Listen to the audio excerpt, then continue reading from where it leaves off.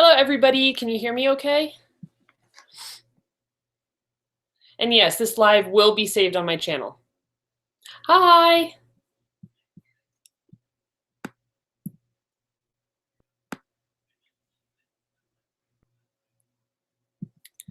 Alrighty. Okay, good. Hi, everybody. Let's see. Okay, here we go. It always takes a minute for me to figure out how to pull up your comments in one screen and then have me in the other screen. Here we go. All right, hi, everybody. So what time is it where everybody is? It is 10 o'clock. 10 o'clock in the morning where I'm at.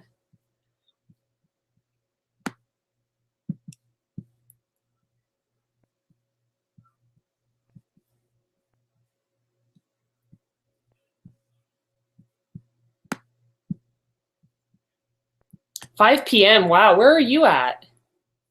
11 o'clock. I thought this would be a good time, and hopefully a lot of people could join in. 6 p.m. Oh, wow, 9:30 in India. So we have people from all over here. Well, welcome, everybody. You're in Ireland. I want to visit Ireland so bad. That's one of the reasons that I wrote Song of the Dryad with all of the, like, Celtic, Irish influences. That's a place that I would really love to visit. But today I wanted to hop on here and work on Mew. Let's not rip the floor. Let's not do that. And work on my Preptober workbook and just kind of spend some time getting ready for NaNoWriMo.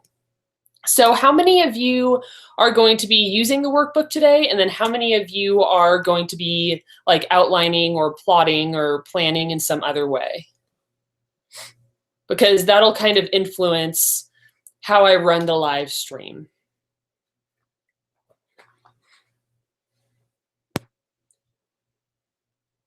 Oh, sorry, Mew.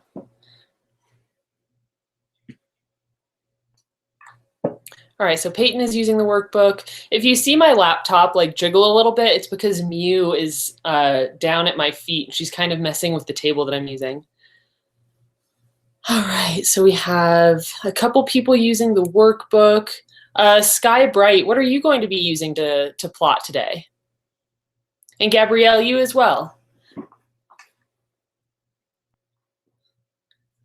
Workbook. All right, so we do have quite a few people using the workbook, all right. And then a few people also just doing their own thing. Trusty binder with lined 3-hole paper. That's how I used to do it too, absolutely. I definitely found that I needed more like structure though. I'm somebody that does really well with structure and like questions to answer and everything. So piece of paper and laptop, all right. Yes, this live stream will be saved on my channel, so you can watch it later. You can watch it whenever. Always messing with my nose piercing, huh? You're usually a pantser, Gabrielle? Oh my gosh, I have never ever been a pantser. I just couldn't. All right, so I actually have barely started my workbook because I definitely wanted to save it for this live stream and for this purpose. So let's see what page I'm going to start on. So I already have my like basics of a good book all filled out. So I think I'm going to start with, I already know my project that I'm working on. So I think I'm going to start on the,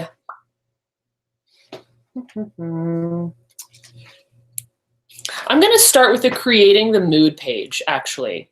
So how many of you have already done your like creating a mood, or if you're somebody that doesn't have the workbook and you don't know what page I'm talking about, it's a page in which I like guide the users of the workbook to figure out the mood and the tone for what they want to write. Because I feel like when I'm really like interacting with a book, it's typically the mood and the tone that really catches me, and it gives me a certain type of feeling when I'm interacting with that book. So I really wanted to not only learn for myself, but also encourage other writers to figure out what that mood is and kind of, to get that pegged down before they start writing. Because sometimes for me, that's what goes wrong. Like if I'm writing and I feel that I'm going in the wrong direction, sometimes it's because my tone is off and I'm not really hitting that mood anymore. So I'm going to be working on this creating the mood page. Let's see, for me, it's page 12, but I believe for you guys, it might be page 11. Could somebody confirm that for me? Somebody that has the workbook? I want to say that creating the mood is page 11, but I'm not certain because my workbook is not the final version. I used mine as like a tester, so the page numbers are off.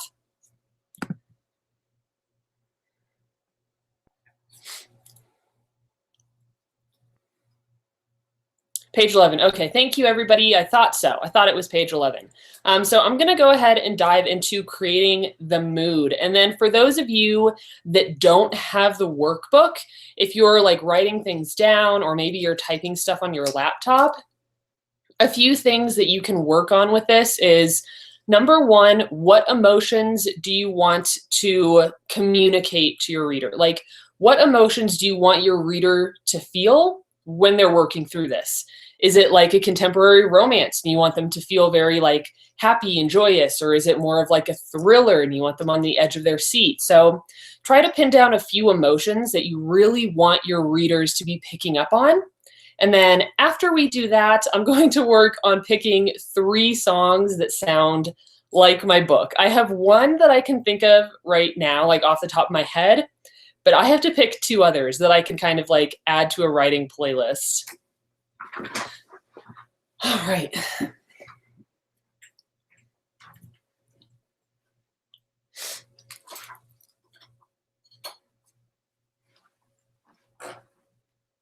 And then as you guys are like plotting and planning your own book, I would love to know what your answers to like the questions are. So for the like, what emotions do you want the reader to experience? I'd love to know what you want your reader to experience. Like, so for me, I just wrote down whimsy because just like with Song of the Dryad, I want this next novel to be very like whimsical, very playful.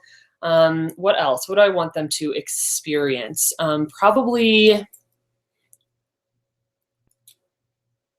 Probably like a sense of adventure is something that I would like them to experience, because in this next book, I will be really exploring a new world and I want people to like have a sense of adventure while they're exploring it with me. Oh, Peyton, I'm glad that you've been enjoying the workbook. I'm so happy to hear that.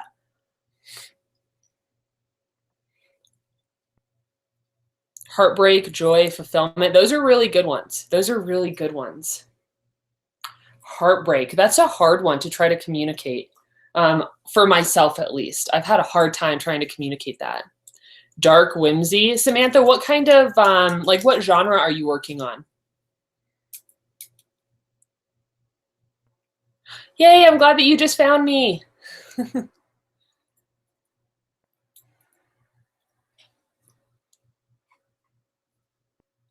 All right, so one emotion that I'm putting down for mine is that I want my readers at some points to feel a bit of discomfort, because I have an idea about like the drama and the tension that's going to play out between the main character and one of the like side characters. And I want them to feel really uncomfortable in each of those scenes. So discomfort is one that I'm going to write down. Sense of adventure, heartwarming friendship, and a critical view on society. That sounds like a really interesting novel that you're working on. Is it a novel that you're going to be writing? Let's see, a fairy fantasy. How fun! That's what I'm writing too.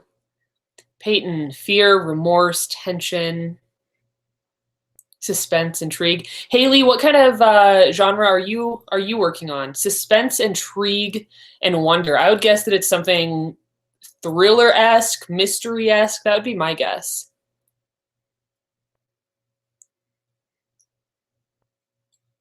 frustration and anger with the villain. That's good. I find that something I'm going to be really, really focusing on and working really hard on with this new book is tension. And I feel like with every single book I've written, there's been something new that I'm focusing on, something new that I really want to push myself to achieve. So with Song of the Dryad, the thing that I was really pushing myself to achieve was learning how to plot really well, learning how to fill all my plot holes and make sure everything was covered. And it was really difficult, but I feel like I learned how to do that. And now with this next book I'm writing, I'm going to be really pushing myself to up all the tension and to learn how to be kind of dramatic in my writing, I guess. So that's going to be a new thing that I'm going to try to learn and teach myself. Hi, Allison. Welcome. Reflective, bitter, longing, regret, and self-discovery. Oh, a paranormal mystery. I love paranormal. Oh my gosh. I feel like it's been a while since I read anything that was paranormal. Carrie, are you basing your novel off of like a, what myth was that? It's like a Greek myth where one person like goes to like save his love and he can't look at her, but then he looks back at her. I can't remember their names, but that's what that reminds me of, Carrie. Cozy mystery. That sounds good. That sounds nice. Cozy. I'm going to write that down too. Like, I want my readers to feel cozy as well. That was a big one for Song of the Dryad. And for those of you that'll read it here very, very soon, it comes out a week from today. You know, when I was writing that and working on it, I really wanted there to be like a cozy sense of comfort to the people that were reading it. It's back here, by the way. I'm so excited that I can like finally display this on my shelf, my hardback. But yeah, cozy is one that I just added to mine as well, to my workbook.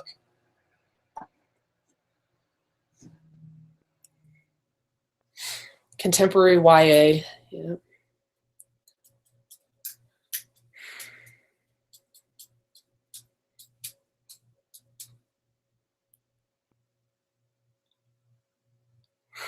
That's fun, Linda. A dark chocolate thriller with sweet romantic center. I love that.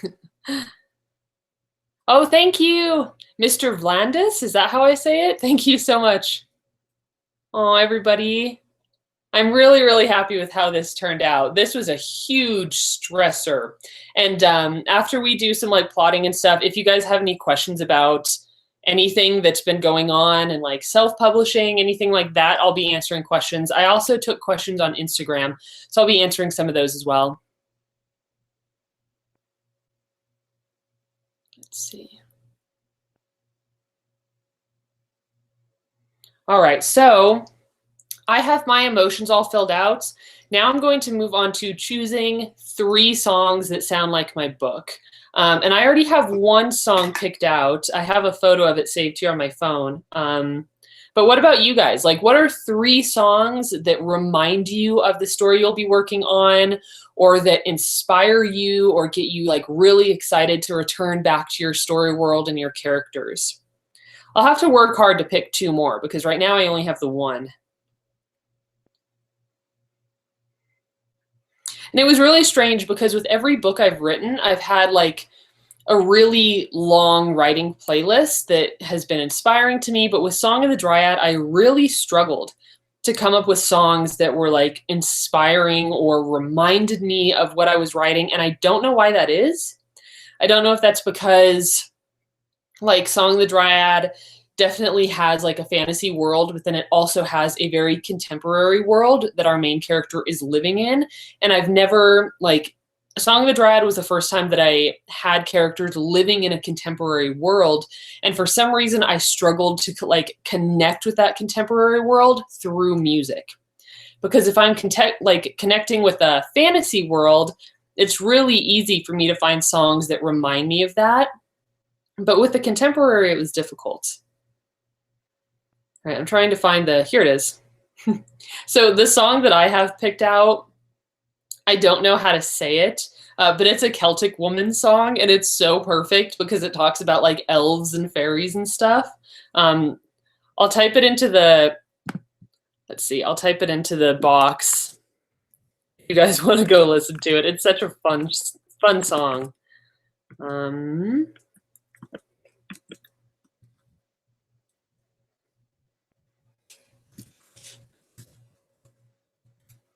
I knew how to pronounce this.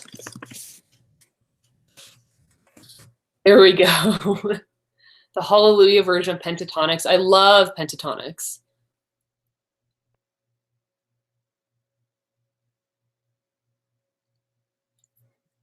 Let's see. What are some of these songs?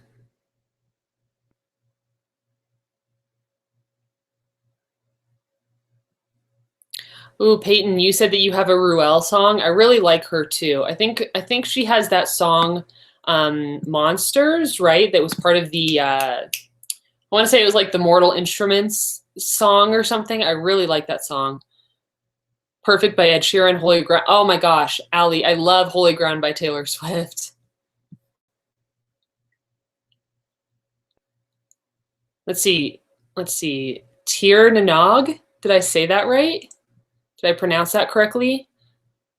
Demons by Imagine Dragons. I love that song too. I love Imagine Dragons. They are definitely like a group. Their music definitely gets me inspired, but I also found that their music was rather like heavy and sometimes epic for like Song of the Dryad. So it was a little bit too heavy and epic for Song of the Dryad. Let's see. Ambient sounds, yeah. Tifa's gonna come say hello here in a second. I hear him coming closer. And then to answer your question, Tifa, shh, no, not right now. Mr. Vlandis, you asked, when you did the hardcover for Ingram, did you have to pay for 3 ISBNs? Tifa, hush, and around how much? So yes, when I was because I'm using Ingram Spark, I definitely had to buy my own ISBNs. And when I was using CreateSpace, I didn't have to. They like assigned me a free ISBN.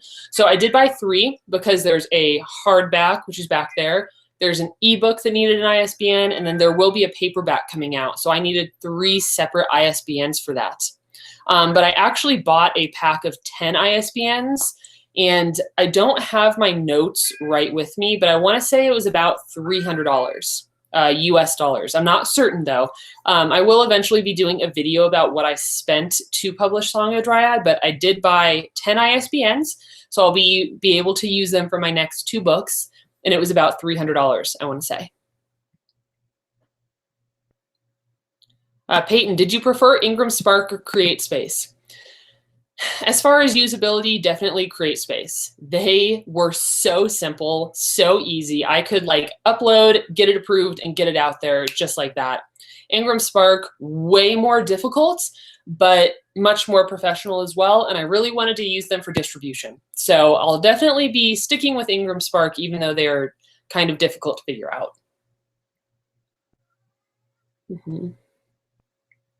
So Allie, if you get the free ISBN off Amazon KDP/CreateSpace, do they say they're the publishing company? Yes. So with my other 2 books, Highborn and Way of Spears, if you look at them on Amazon, it says publisher, CreateSpace, or that's what it used to say. I don't know if it says KDP now. Tifa, you need to hush. You need to hush. So yes, they were actually the publisher because they provided the ISBN. And I actually have my own publishing house now, so I'll be buying my own ISBNs from here forward. Christy, I think you're right. Jessie Elliott is in Canada, so she would know better than me about whether or not you can get free ISBNs there, but I feel like I've heard that. Oh, Haley, Blood on My Name by Brothers Bright. Yes, I like that song. I really like that song. Adele is good. Rebecca, how long did it take me to get my proof from Ingram? So I paid for rush printing and rush shipping, and it still took about 8 days, I want to say. 7, 8, 9 days, somewhere around there. And I was supposed to receive it within like 4 or 5 days because I paid more. But Ingram Spark was really backed up, like their printing presses were backed up. So it took them twice as long to get it to me than I expected. All right, I have to write down this song so that I don't forget it.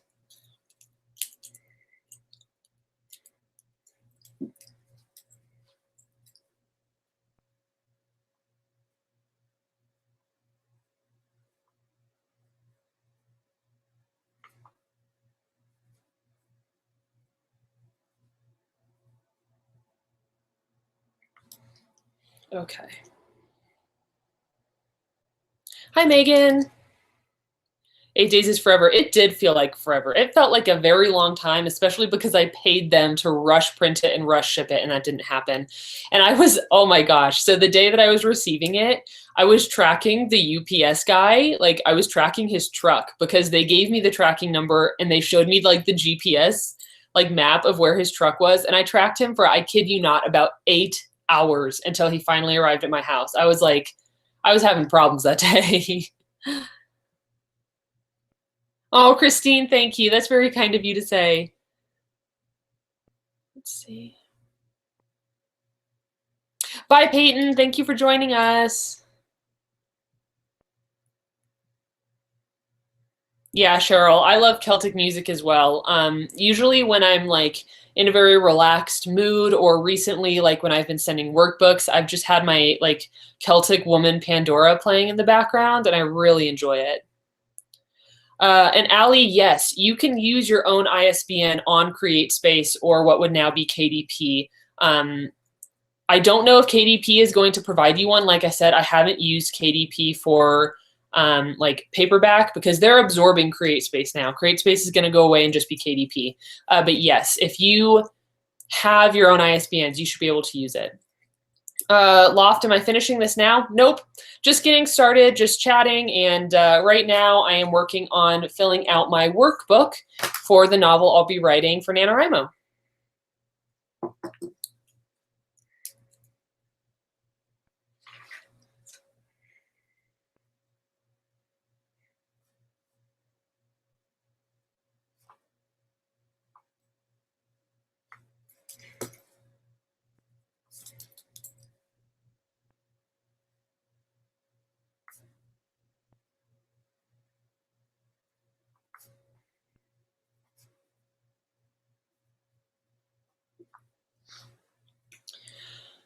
All right, need more coffee. I wish I had some too. Let's see.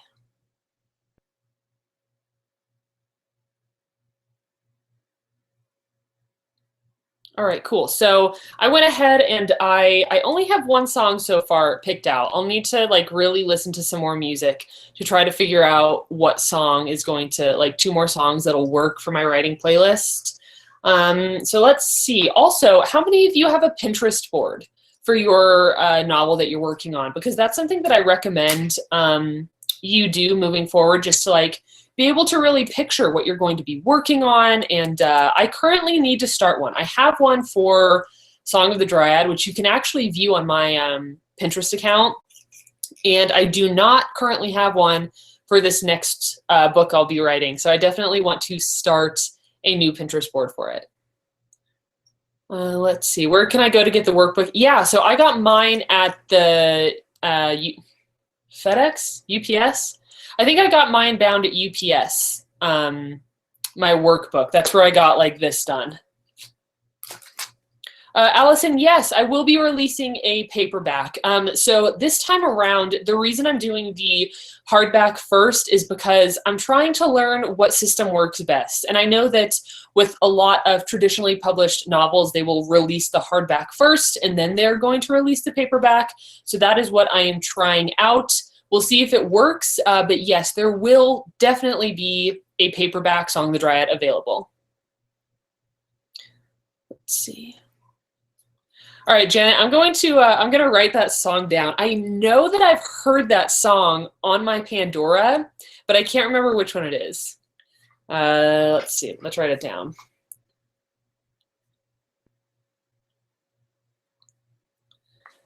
Cheryl, let's see. It's funny, my cat's, let's see, Tifa. So Tifa, our cat Tifa is spelled like this. Oh my gosh, $20 to bind your workbook at your local UPS? That's crazy. I think they charged me like $5 because they asked me if it was going to be like in color or in black and white, and there are only 2 color pages in this workbook. Everything else is black and white. Yes, like Final Fantasy. So when So Greg kind of adopted Tifa. Tifa was like a stray that he picked up in Denver. And originally he thought Tifa was a girl cat. So the name Tifa is from a girl character, right, in Final Fantasy. But then he found out later that Tifa's actually a boy. But yes, he is named after the Final Fantasy character. All right, so now I am going to be moving on to my developing your main character page. And I have a bunch of notes here on my phone about this main character because when I'm out and about, you know, I only have my phone on me maybe. This is where I like keep all of my notes that I want to remember for later. So I'm going to look up all these notes I have about this main character and then collect them all on my main character sheet. So let's see.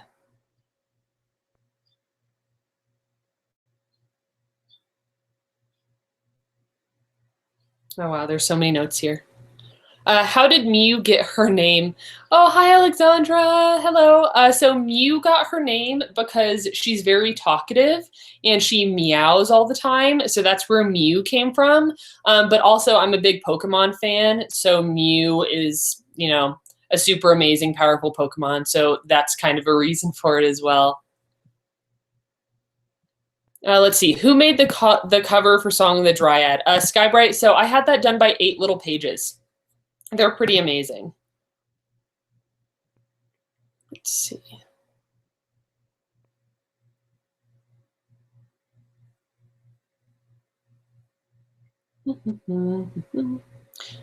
Let's see. Allie, do you ever handwrite a draft of your novel? Not recently. I used to handwrite the first like chapter or two because handwriting was a way for me to really connect with the new story I was writing, but I don't anymore. Oh, Ryan, that's a fun story. It was Roosevelt Franklin, and then it became Rosie Franklin. Let's see. Let's see. Pokemon. Yeah, I love Pokemon. Okay, so let me see. So I have all my notes on here.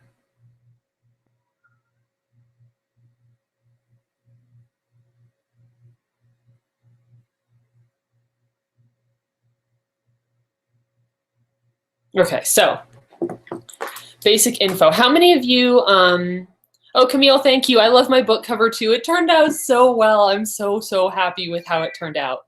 Tifa, you need to stop. Okay, so I'm going to start working on developing my main character. So how many of you already know the name of your main character? Hush, Tifa. Hush. I know, you're so unhappy. I know.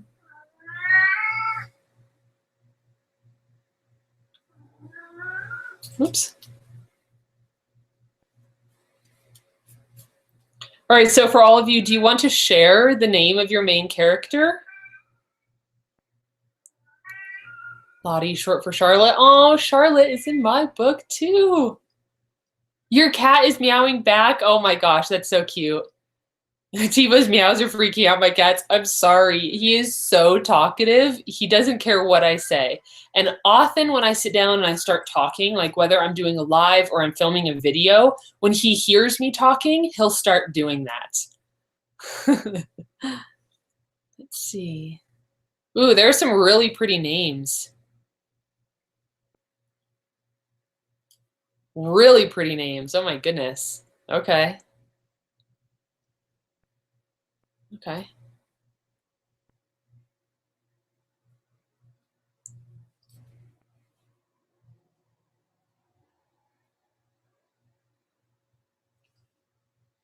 So what I am, he's just talking back. Yeah, he is. He does like to talk back. So what I'm working on is the basic info for my main character right now. So name, age, gender, sexual orientation, eye color, hair color, body type, birthday is a big one because I tend to overlook my characters' birthdays for some reason. And then I also have a little area for other, like if there's any scars or piercings or tattoos or like anything else that really defines that character that you need to remember, I have a little other space for that as well.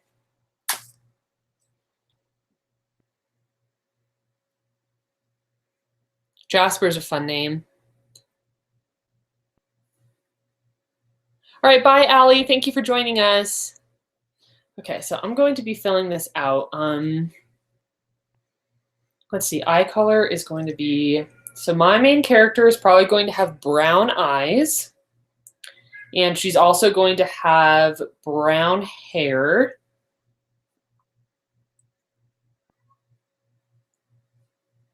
Probably like thick, wavy brown hair is the way that I picture her. Birthday. That's a tough one. I really struggle to figure out birthdays for some reason, but I think it's really good to know in case you want to use that as like a plot point, or, you know, if your book covers a long period of time and you write it and then you realize that like birthdays weren't celebrated or mentioned, but maybe in your world birthdays aren't celebrated. I don't know. But in my world, birthdays are celebrated. So I need to figure out when her birthday is going to be.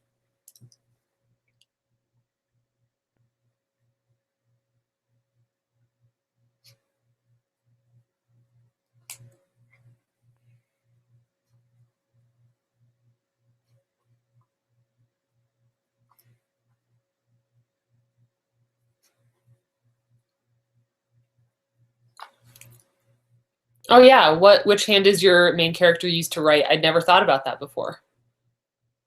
Do you ever use horoscopes to help you pick birthdays? That is such a good idea. I have never done that before. Let's see, does your workbook help if you're having trouble with figuring out your side character's personality? Definitely. So I have a page on developing your main character, but then I also have character profiles for your side characters and character exercises as well.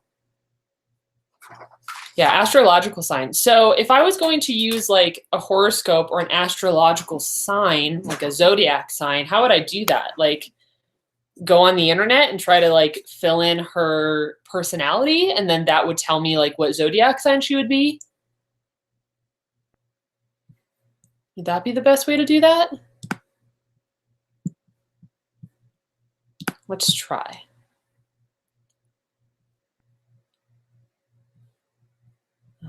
Okay, so I don't really know what website to go to. We'll just try zodiac signs. Let's see. Dates, meanings, compatibility. Let's click that. Let's see which one would apply to her the most. Let's see. So personally, I am a Capricorn. What are you guys if you like use zodiac signs? What are you? I am a Capricorn because I was born on January 13th. What would she be? Would she be like?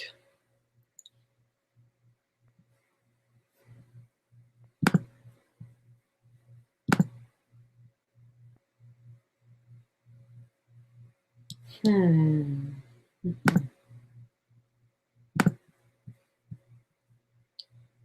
see. Taurus, Leo, Libra, Gemini, Cancer, Gemini. Are there any other Capricorns out there? Oh, there we go. There's a fellow Capricorn. Virgo. Let's see. Let's see. I'm an Aries. Tell us her personality and maybe we'll know which sign she sounds most like. Okay, that sounds fun. So she is definitely very adventurous. I want to say that she can be a little bit selfish as well, because sometimes she gets these ideas in her head and these dreams in her head, and she, like, that's all she can focus on.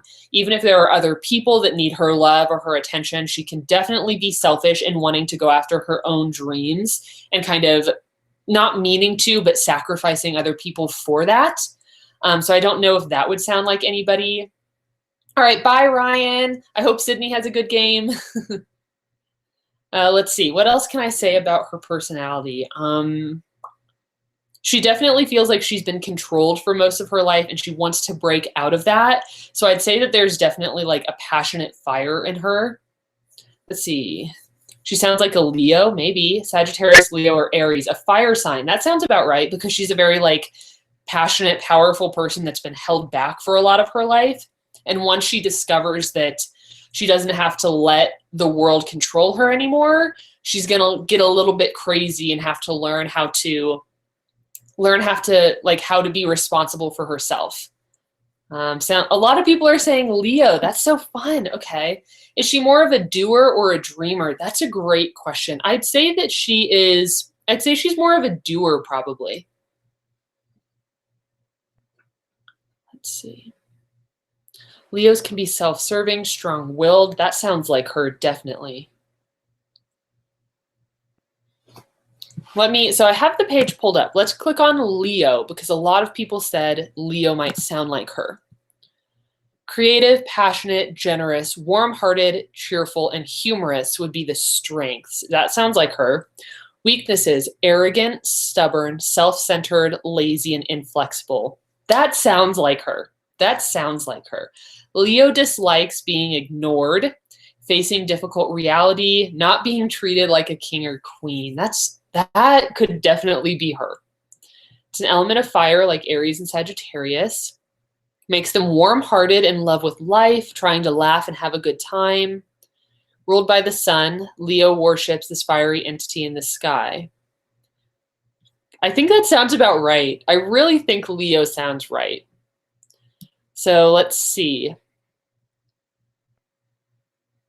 Greatest overall compatibility, Aquarius and Gemini. So the date range for the Leo is July 23rd through August 22nd. So let's make her, what should we make her? She sounds like Leo, definitely.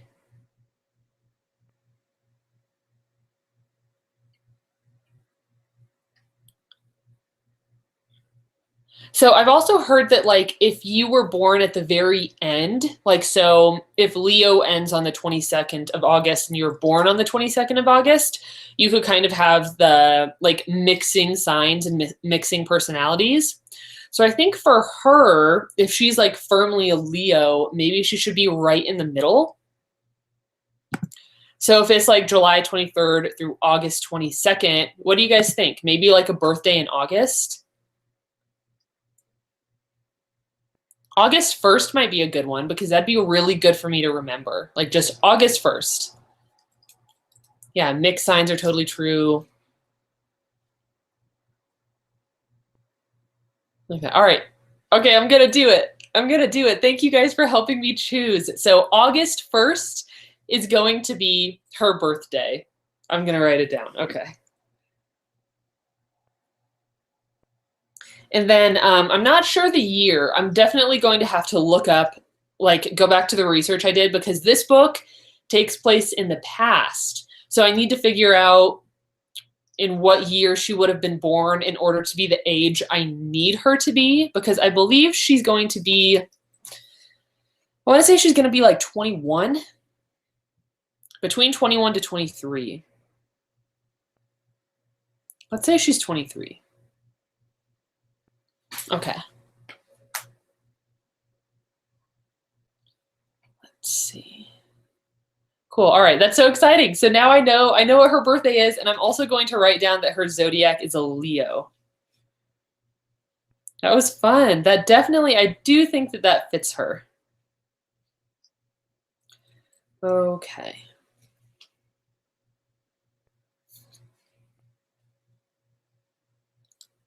Let's see. All right, so are you guys working on your characters? Do you want to continue doing character stuff, or do you want to move on to something else, like settings or anything else? What do you think? Because there's definitely more I could fill out for the main character, or I could move on to some other stuff. So what do you guys want to work on?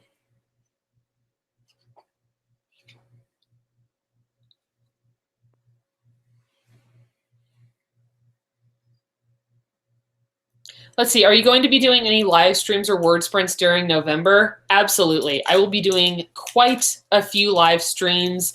I'm also going to be vlogging, so I will definitely be around. Oh, let's see. For her romantic, look for somebody that's compatible. Okay, let's go back and see who's compatible. So greatest overall compatibility is Aquarius and Gemini. I'm writing all this down.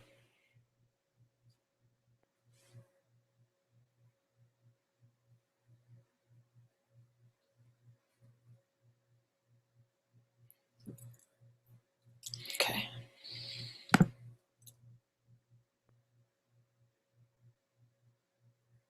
Doing some settings. Okay, a couple people said that they're jumping around. A couple people said settings. So let's go ahead and go to a settings page.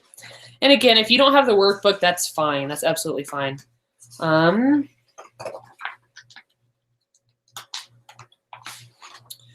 Okay, setting. I'm going to work on my first ever setting. So first of all, name of place. So I think, okay, I decided already on this place. I'm pretty sure. Is that what I chose? Yes, okay. Okay, so for the first setting, first of all, I'm starting off with the name of that setting and what I want to call it. And I actually really struggle with that, like figuring out what to name places, especially because I'm working with like the realm of fairy, and trying to name places in the realm of fairy is difficult for me because it's like I want it to be a slightly magical type sound, but also not like stealing from actual places. So it's tricky. So I have my first setting named. The location of that setting, let's see. The location will be the realm of fairy. Hi, Megan. Okay, and then the next thing is season. So like with Song of the Dryad, it takes place over the fall time, like fall and autumn, and that's my favorite time of year. So the season kind of becomes a character in the novel because I wrote about it so much and it really like affected the characters. So when you're thinking about your settings, if you have the workbook, you'll see that there's a place for a season. But if you don't have the workbook, definitely think about the season that your story takes place. Or, you know, if the characters are journeying somewhere, what season will it be when they arrive in this place? And how is that season affecting them throughout the story?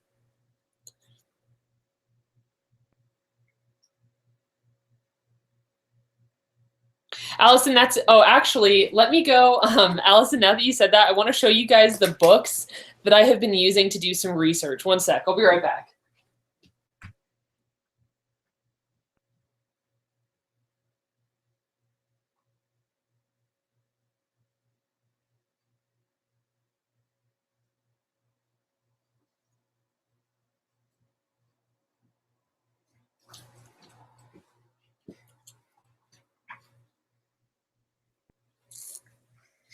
Okay, let's see. So Allison, now that you said that, I wanted to show you the books I'm using. So I have 3 books that I've been using to learn more about the actual stories of fairies, like traditional, like folklore about fairies. So this is one. These are all library books. So this one is called Meeting the Other Crowd, The Fairy Stories of Hidden Ireland. I've really been enjoying this book. So this one is like the guy that is the, what would you call him? What would you call him? He's a storyteller, pretty much, like a traditional storyteller. And he like communicates the oral stories that were passed down from generation to generation. So that's what this book is. And you can see, let's see, I have some like sticky notes in here, things that I was writing down that once I was like reading these stories, I was getting ideas about how to incorporate more of that tradition into my book. So I've been using this one, and then I'm using this one again. I used this one when I wrote Song of the Dryad. This was the first fairy book I ever read or I ever used. So I'm definitely using this one again. And then a new one that I found is this one. And I've been loving this. So this is the Runes of Elfland. It is so good. And you can see I have quite a few sticky notes here too. I've read about half of the book, I want to say. And it's about runes, pretty much. And I'm going to be using those. So I definitely need to learn about them. But yeah, these are the 3 books that I am using to research right now. Let's see. Megan asked, is self-publishing a good option or should I go with traditional publishing? It really depends on what you want to achieve, what type of personality you have. If you're interested in self-publishing, I did a whole video on the pros and cons of it because there are pros and cons to both self and traditional publishing. So if you haven't seen that video, I would highly recommend it. Oh, Ancient Calendar had autumn as August 1st, your character's birthday. That's awesome. I had no idea. Fiona, that's a fun way to figure out names. Carrie, your book sounds awesome. From 1922 to 1945. Vampire characters. That's awesome. Hi, Chloe. Welcome. We're just working on settings, and I was showing everybody the books I'm using to research this time around. Yes, so those are the books. I'm going to put those back down. So let's see. The season, so the setting I'm doing right now, the season is mostly going to be summer, actually, when she's visiting this place.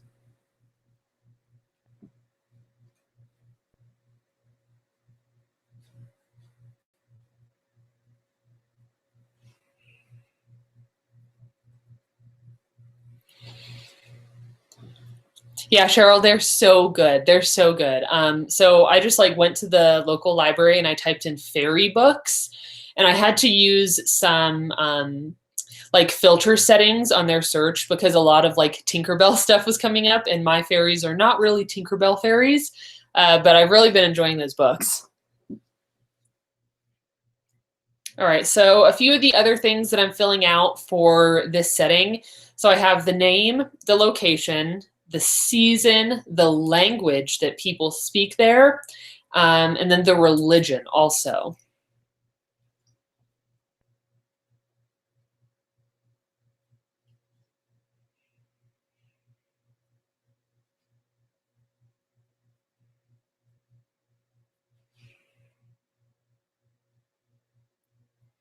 Mhm.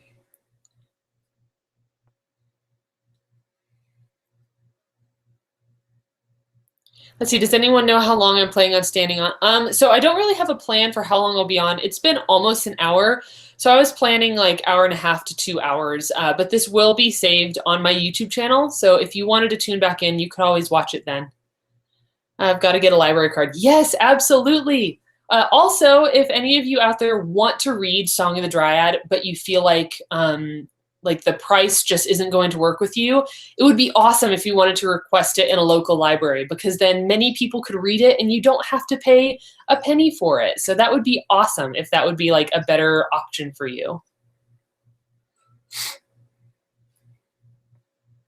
Oh, Alexandra, I'm glad that you're following along with your workbook. I'm working on my first setting page. So for me, that's page 21.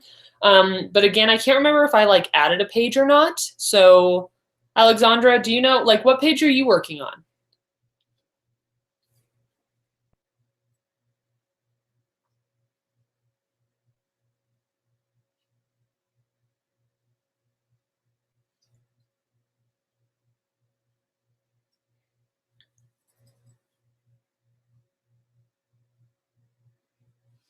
Twenty-one. Okay, cool. Yep, that's okay. Good. So I was right. So yeah, the page I gave you earlier was the only one that was flip-flopped, but now I'm on page 21 as well. And yeah, it would be awesome if you wanted to request Song of the Dryad at your library. That would make me so happy because like even now the library is how I get a lot of my books. And when I was growing up, the library was like a huge part of my life. So to be able to see my book at a library would be absolutely phenomenal. And then lots of people can read it. So I think that would be great. Okay, so now I'm working on the sights and the smells of this setting. So really having to try to like picture it in my mind and picture what it would be like when my character is like arriving there for the very first time.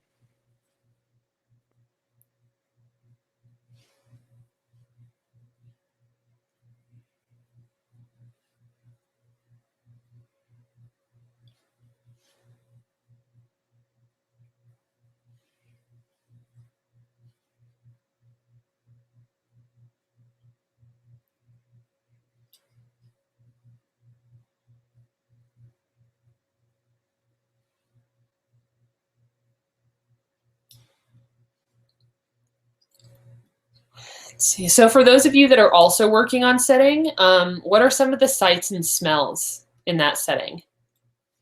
Let's see. So Haley, in your workbook, it's page 23. Oh yeah. So there is another setting page on page 23. I haven't filled that one out yet though. I'm just working on the very first one.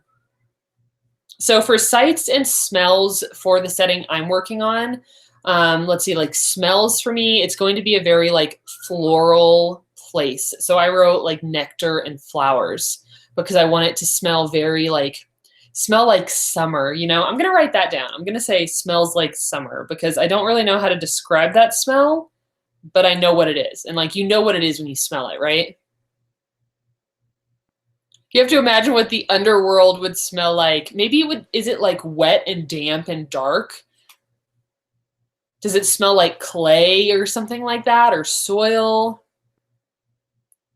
Oh, Janet, I love those smells. Horses, barns, hay. So if you guys didn't know, I managed like an equestrian facility, a barn, for a few years while I was in college. And that smell, the smell of horses, hay, which literally sticks in everything. I've been gone from there for years and I still find hay in my clothing.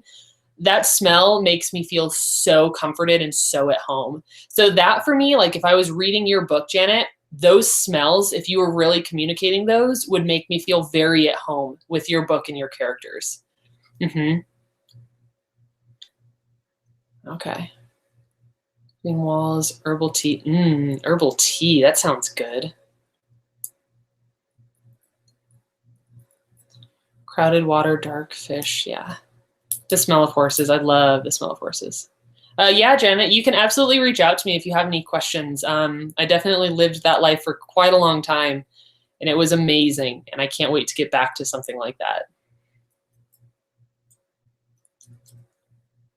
Samantha, was that like the truck that would drive around with library books? And you could like, oh, Sam, hi, Sam. So Samantha, if that's what you're talking about, I did use that. And actually, my library might even still have that because it goes and parks at a certain place and you can like request that they bring you books to that place. The city dock, the salt in the air, the freshness of seawater. That reminds me, Sam, of a book I read called, I want to say it was either Salt and Storm or Siege and Storm, maybe Salt and Storm, and it was like about like a sea witch that was living on like in this coastal city, and it was amazing. Like I really wanted to go and visit that place. So let's see, what else can I write down? So I wrote nectar, flowers, summer.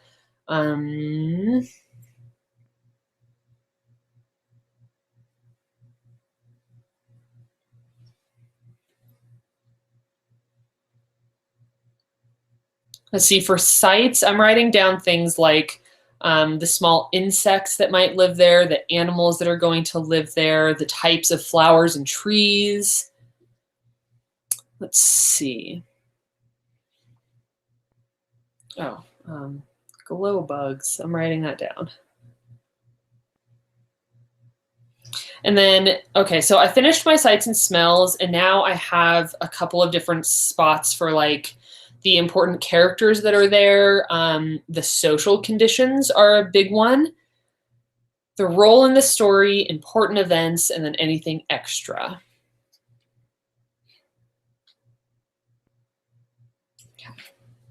So important characters. Ooh, this is fun. So this place that I'm writing about is actually the like home of one of my other like really important side characters. So it's a very special place.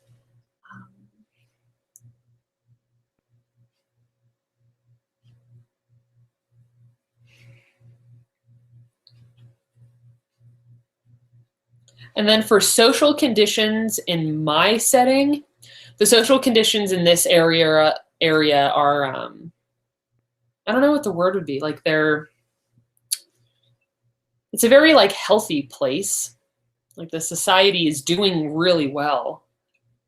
The society is thriving. I guess that's what I'll say for the social conditions.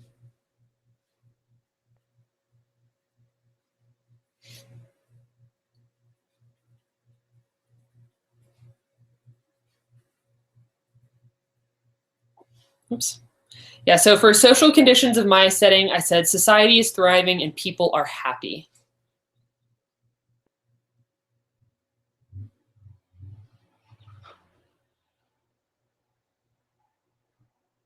Hi, Shelby. I'm writing a new book idea as well where they live on a farm. I'd love some ideas about that. Okay, they live in a kind of country-based type setting. Okay. If you ever have any questions, let me know. Okay. All right, so social conditions check. Role in story. What am I going to write down for that?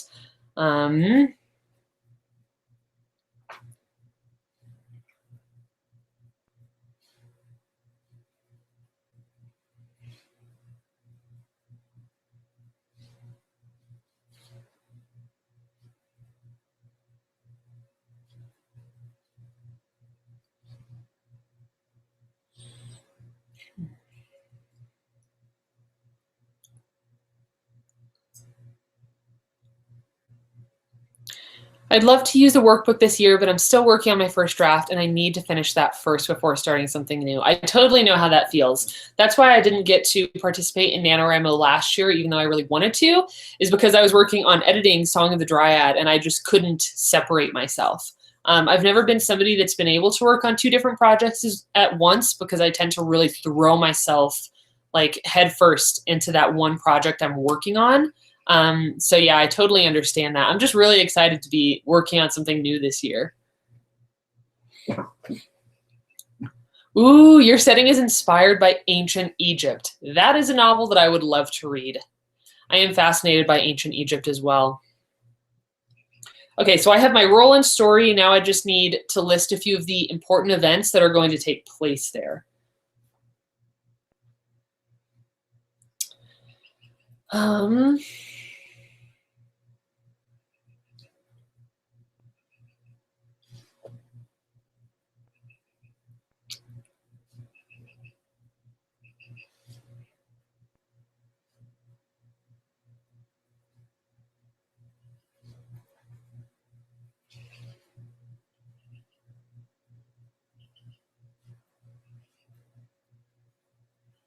Alrighty.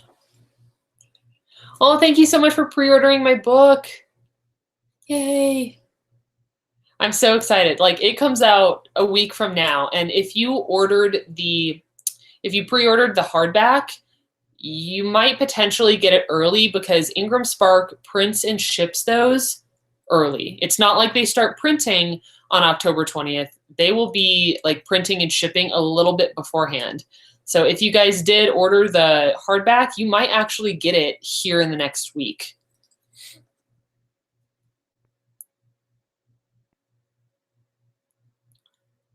Let's see. Oh, Christine. So if you are trying to find the best way to message me, I am horrible on Facebook. I'm so sorry. I am like never on Facebook. So the quickest way to get in contact with me is probably DMs on Instagram because those are the ones that I see like quickly and I'm reminded of most often. Because like if you email me, it might get buried in emails, but if you DM me, I see it. So that's probably the quickest way to get a response from me. Shelby, I wish it was raining here right now. It's supposed to be 27 degrees and snowing tomorrow, which is fantastic.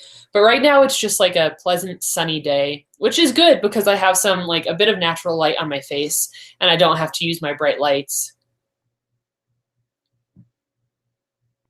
So a lot of you are actually able to work on multiple projects at once. That's really that's really impressive. I've never been able to do that.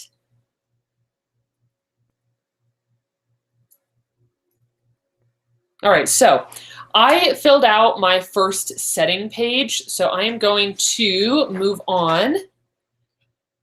Let's see. So one of my like exercises that you can do for your setting is to write one scene that occurs in the setting that you developed. But I don't think I'm going to do that right now because if I'm actually going to like write a scene, I have to be very focused on it. So I'm going to leave that for later. Let's see. What else do you guys want to work on? So we did a character, we did a setting, we did some mood stuff. Oh, here's a good question. What point of view and tense are you guys going to be writing in? I personally have decided that I'm going to write in third person past tense. So the same as Song of the Dryad.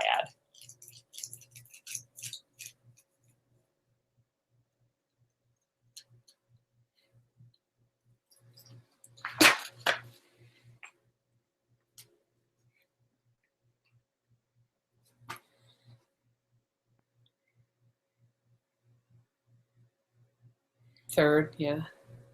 First person past. I actually have never written a book in present tense. I have like accidentally slipped into present tense while I've been writing, but all my books have been written in past tense. Third, so a lot of people writing in third person. Oh, third person present tense. That'll be an interesting one. What do you think is the most common point of view? I think that probably depends on the genre. I would say that what point of view do I read most often? Probably third person. I don't know if it would be third person present or past, but I think most of the novels personally that I've read have been in third person. Sam says first person past. I find it so much easier to really develop a voice in that way. That's interesting, Sam, because I find it almost more difficult to develop like the character's voice in first person. And I think it's just my struggle to really like embody the character, because if I'm writing from third person point of view, I am still a narrator. I'm not actually embodying that person. But when I've written in first person point of view, I love it. Like, don't get me wrong, I absolutely love writing in first person, but I personally need more practice with learning how to embody my main character rather than speak as myself through them. Does that make sense? So that's why I'm writing this next one in third person. The book after that, who knows? Maybe I'll try first person again, because I do feel like I've gotten much stronger as a storyteller, so I might be better at it when I like try to return to it. Present tense is so hard. I agree. I also find that like if I try to write in present tense, I have in the past, it's like I have a tendency to slip back into past tense because that's how my brain thinks typically. Let's see, my new novel is first person past tense. What do you prefer to write, a male main character or a female main character? I don't know if I've ever written a male main character before, Shelby.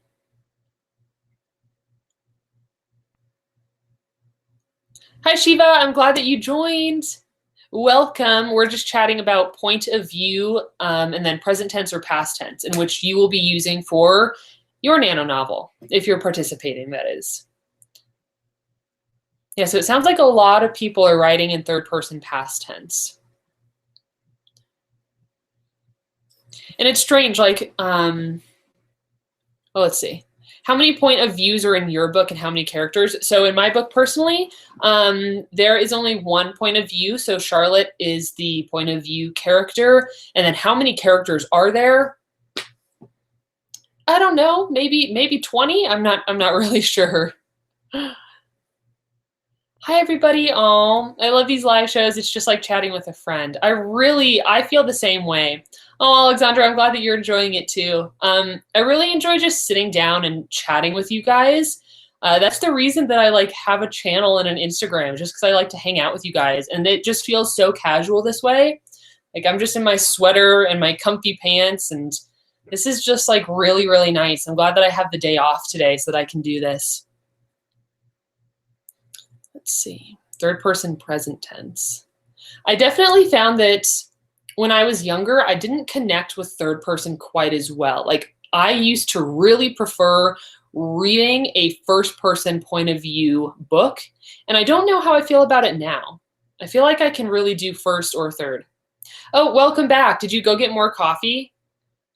I wish I had more.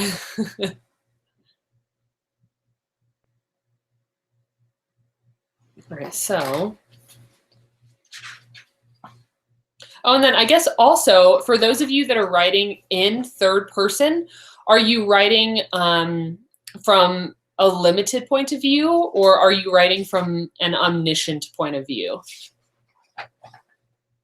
because I personally am writing from a limited point of view. That tends to be what I prefer to read as well, because it helps me really hone in on the one character. Are you going to try to make this book thicker than Song of the Dryad? You know, that is a great question. I don't know.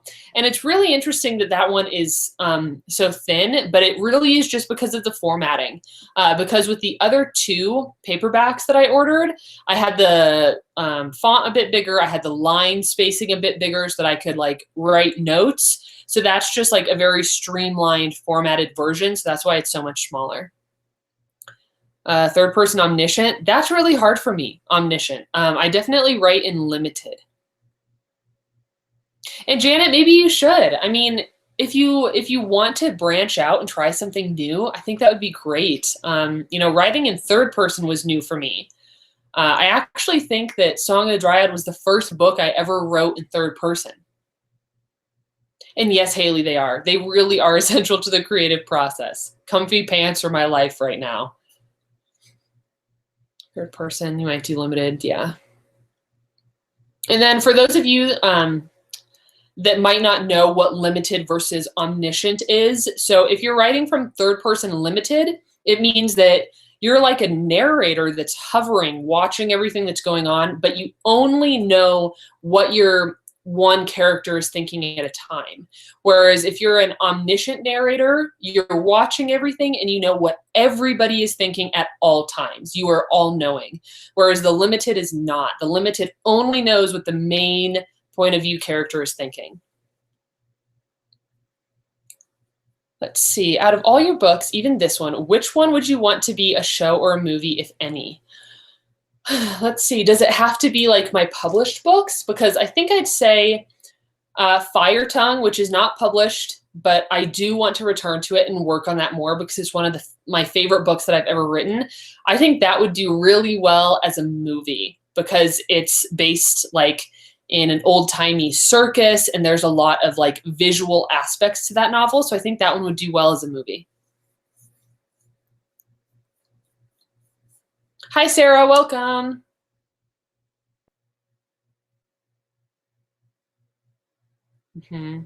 Yeah, Haley, I'm the same. Like a limited point of view makes it way easier for me to focus. And I also think that like if you're writing in omniscient, that's a very different style of storytelling.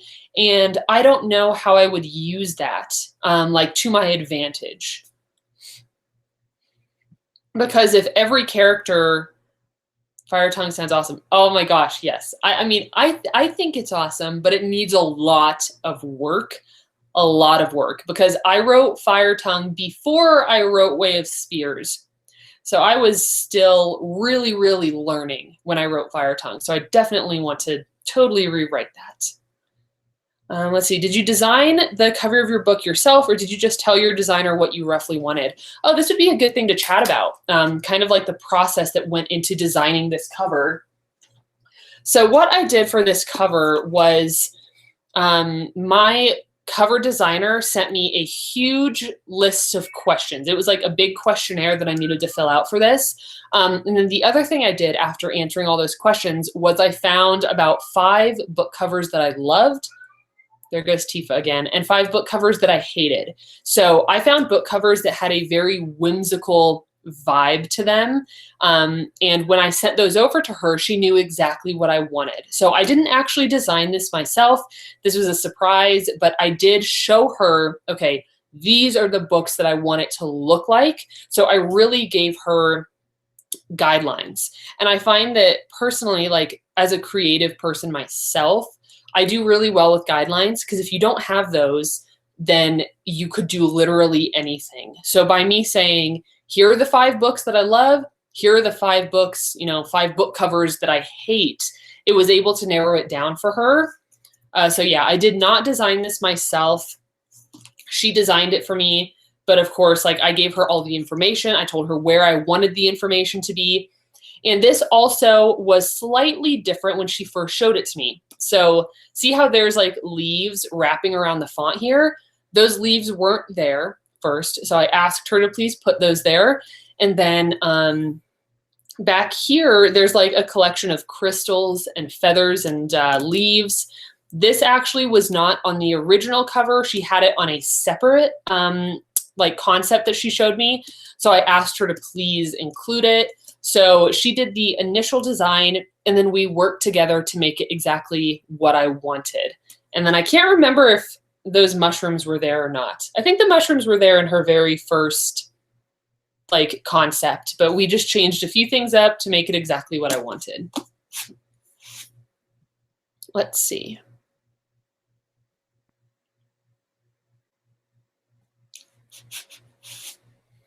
It has a fairy look to it. That's what I was going for, a very whimsical, playful, magical type look.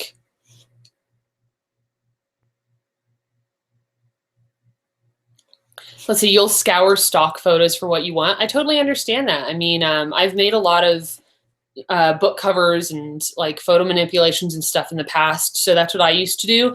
And then this cover also, these illustrations, this illustration, the leaves, the bird, like that all came from Shutterstock. So if you're somebody that is really interested in like graphic design, you can pay to have a subscription to Shutterstock and get stuff like this. I mean, my cover designer didn't like paint these or draw these herself. These were stock images. So you could definitely do that too. Let's see. Yeah, Alexandra, I definitely agree. Like the creative control over your cover, and covers are so important. Like I've definitely bought books just because of the cover, like because, you know, we are visual creatures. So I definitely wanted a cover that was going to properly communicate the feel and the tone of this book.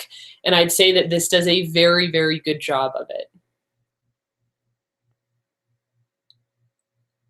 Let's see, Megan asked, if I were to self-publish, what is the best company to go with, Ingram or KDP? It depends on what you want to achieve.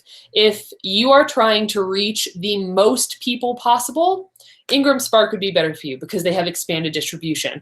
If you are just hoping to self-publish and be able to do it easily, maybe you're learning and this is your first time, KDP would probably be best because they have a much easier system to work with. So depending on how like professional you want to be about it, depending on what you want to achieve, is going to help you determine whether Ingram or KDP would be best for you.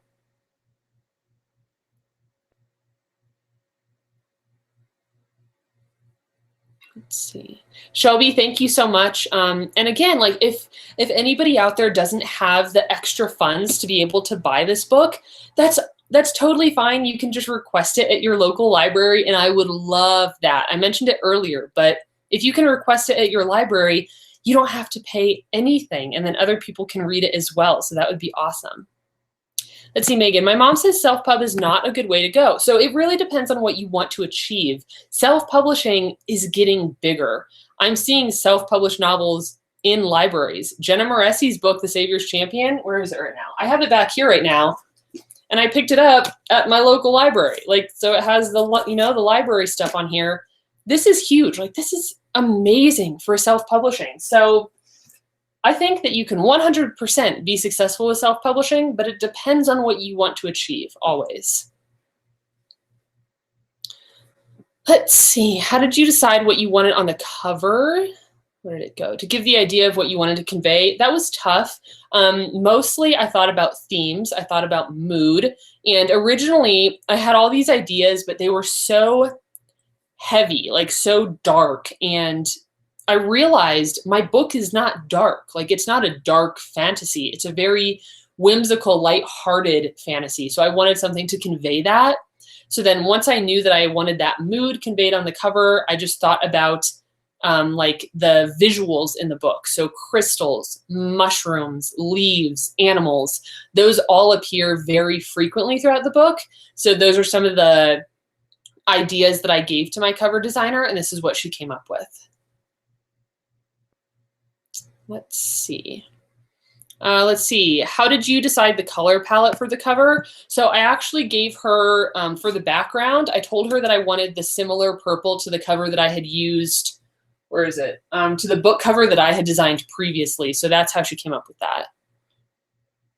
Oh, Sam, thank you so much. That makes me happy to hear. It does look nice on a bookshelf. Thank you for that. I've really been enjoying just putting it on my bookshelf and looking at it. Let's see. What is a genre or story that would challenge you? Historical fiction. I really want to write historical fiction because I'm fascinated by history. I'm fascinated by how people of different cultures live. I actually studied, excuse me, I studied anthropology while I was in school because I'm so interested in other people and how they live. So I would like to write historical fiction. And this next book I'll be writing has like a dash of that, but there's a lot to learn. There's a lot of research that has to go into that. So that's why I think it would be so challenging for me. All right, let's see. What are we doing next in the workbook here?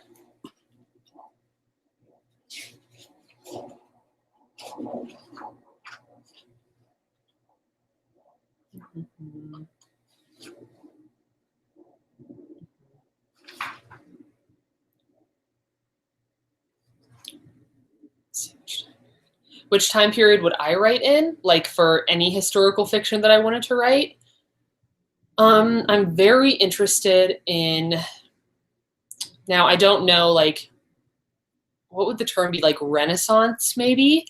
Like a very medieval, I don't know if Renaissance and medieval are like super different time periods, but think like Game of Thrones.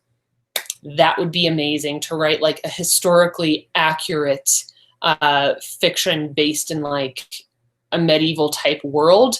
And I tried to do that when I was very young, but I just didn't have the focus. I didn't have the capabilities to write something like that when I was just starting out. So the better I get at storytelling, I think the better my chances are of succeeding at a historical fiction, but I haven't really tried it yet. 1800s London. Oh, that'd be amazing. So Allison, if you're writing a historical fiction, what time period are you writing about?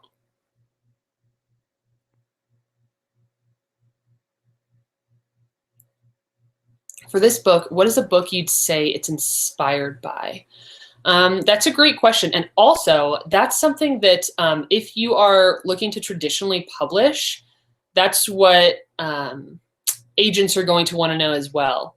So for this new book, I'm not sure, but for Song of the Dryad, it was a mashup of not books so much as like ideas. So when I was pitching Song of the Dryad, I was pitching it as a mashup of, what was I saying? Celtic folklore and Brian Froud's fairies. So that's this. So I was pitching it as like this book crossed with Celtic folklore.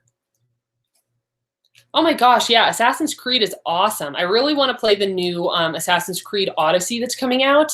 And also, if you guys are gamers, Red Dead Redemption 2 or 3? 2? Yeah, because it was Red Dead Revolver, I think, and then Red Dead Redemption. Red Dead Redemption 2 comes out this month on October 26th. I am so excited for it. The start. How do you start a book? The first line ever. It's very difficult. I actually went to, what's it called? I don't know what you would call it. I went to a workshop. That's what it is. To learn how to write like the first 7 sentences of your book and how important those are. And I'd be happy to do a video on that.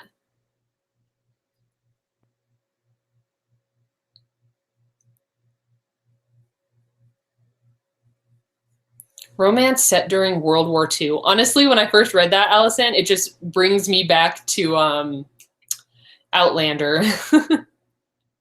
Let's see. Did Jessie inspire you to write a fairy book? Is yours heavy on romance? No, she did not inspire me to write it.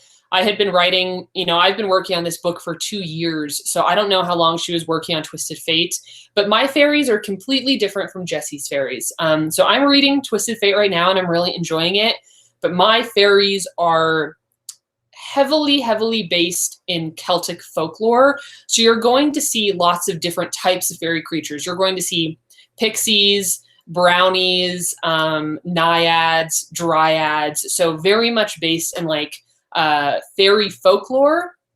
And it's not a romance. Like there is a sprinkle of romance thrown in there, but it's mostly just like an adventure, contemporary, cozy fantasy-esque novel. So very different from Jessie's Fairies.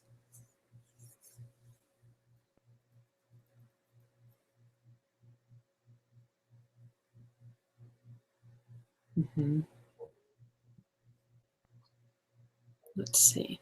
Is it considered a bad thing when an author writes different genres? Definitely not. I know a lot of authors that write in different genres. You would just have to choose if it would be beneficial for you to use like a different name. So for example, like Joanna Penn of the Creative Pen, she writes nonfiction for writers. She writes thrillers, and then she also writes like clean romance with her mom, I believe. And she uses a different name for each of those, just depending on her audience. So that's something that you'd have to decide for yourself.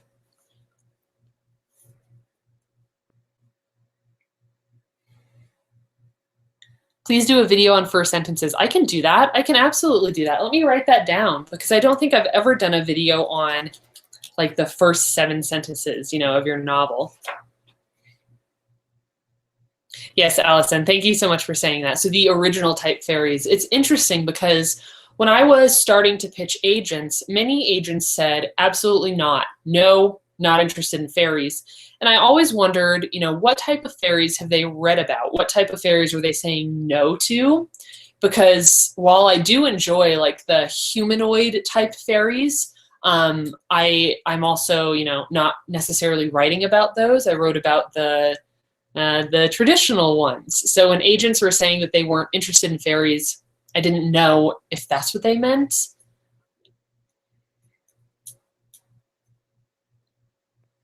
Viking vampires sounds amazing. I'm a sucker for vampires. I will always love vampire stories. I want to write one too. I need to write down video on first sentences.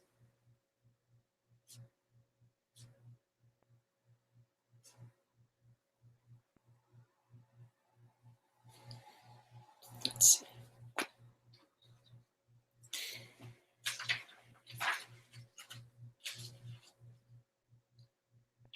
All right, so, okay, bye, Alexandra. Thank you so much for tuning in. So what I'm going to be working on now is filling out this page in my workbook. It's called Your Story Structure. So I'm going to be filling out the beginning, inciting incident, rising action, climax, falling action, resolution, and the end. So that's what I'm going to be like hanging out and working on while we're chatting now.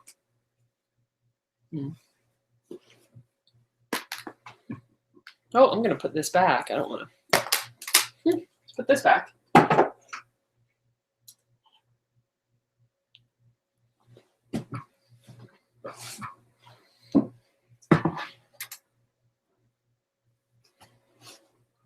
Let's see, plot twist and then story, or story and then plot twist? The way I write, it would be plot twist and then story, because I plan everything out. So if I was going to have a plot twist, I would know about it in advance.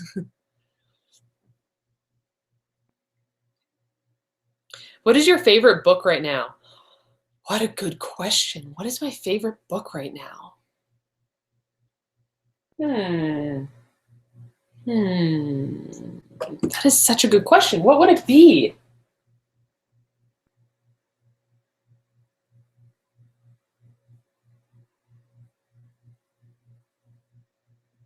I don't know. Oh my gosh, why is it so hard to answer that? What about you? What is your favorite book right now? What are you reading? I've been having this problem where I start books and I enjoy them, but I lose interest. And I think a lot of that is happening just because I've been so busy with my book that I don't really have the mental capacity to be focusing on reading somebody else's. Oh, good. Yay. Where are you in the prepping process? So right now I'm working on my story structure, but in general, I have plotted out quite a few chapters. I've been using Scrivener and a story structure template on Scrivener to fill everything out. So I would say that I certainly have started outlining, but I'm not anywhere near finished yet.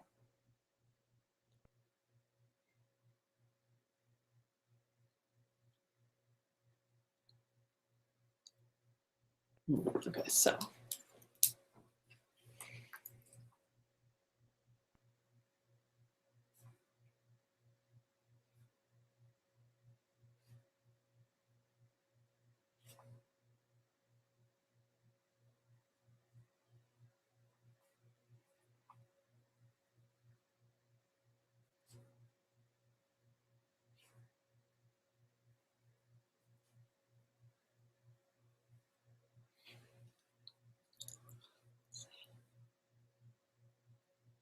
Yeah, so I find it hard to read and write. It feels as if my mind can only handle one story world at a time. I am the same way. And that's why I've been struggling to read recently, just because I'm so caught up in what I'm doing that it's tough to read other things. Writer's mode to reader's mode, exactly.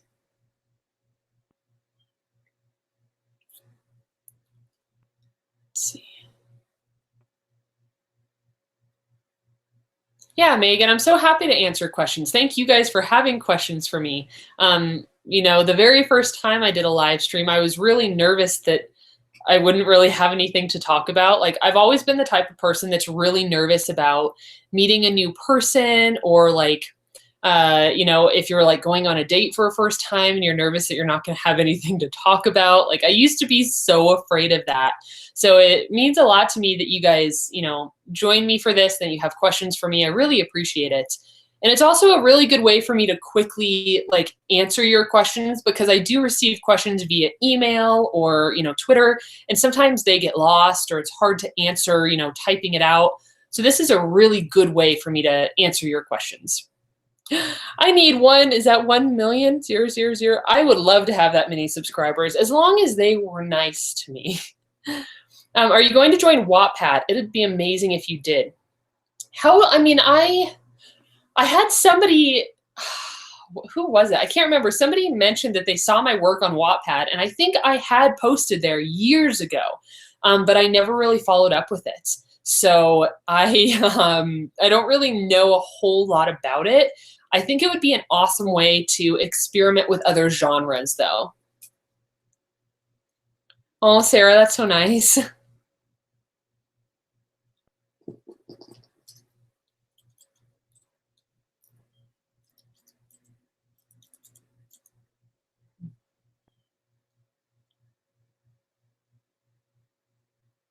The Pagan Lord. That sounds awesome. So does your book, Hannah.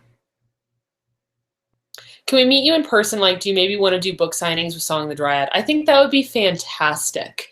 I don't know if there would be enough people that would want to come to my book signings, but I would love to eventually do something in a place where like many readers are gathered. So I don't know if that would be something like BookCon, but I would love to do that. I would absolutely love to do that. Bye, Sam. Thank you for joining us.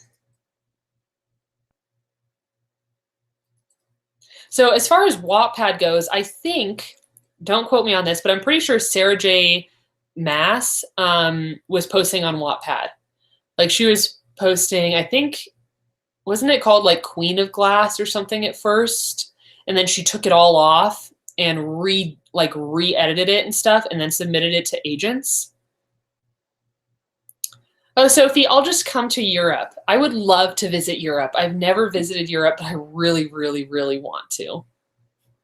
What songs do you listen to while writing your book? So if I'm actually physically writing, I'm typically listening to like ambiance, or I'll listen to piano music, concentration music, stuff like that. Because if I'm listening to lyrics, I get very distracted. Sometimes I'll actually start typing out the lyrics instead of typing out my story. So it's a mess. Oh my gosh, is that Skybright? Is that on Wattpad? Is that my profile on Wattpad? Because I haven't been on there in years. That would be crazy. Shall I go and find it? Shall I go and see what young Natalia posted years ago on Wattpad?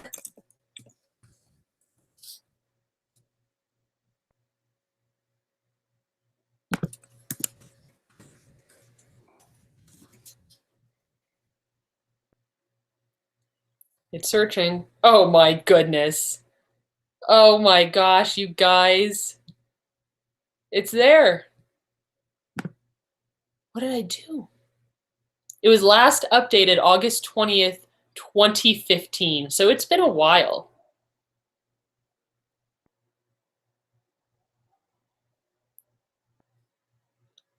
But did I ever actually write anything? Read. Let's see what happens if I click read. Oh my gosh, that's crazy. Chapter 1 is on Wattpad.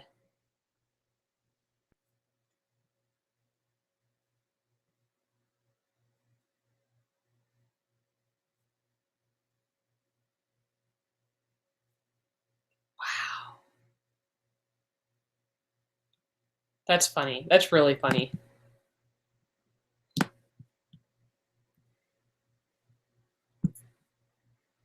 Right, Patrick, the internet does not ever forget.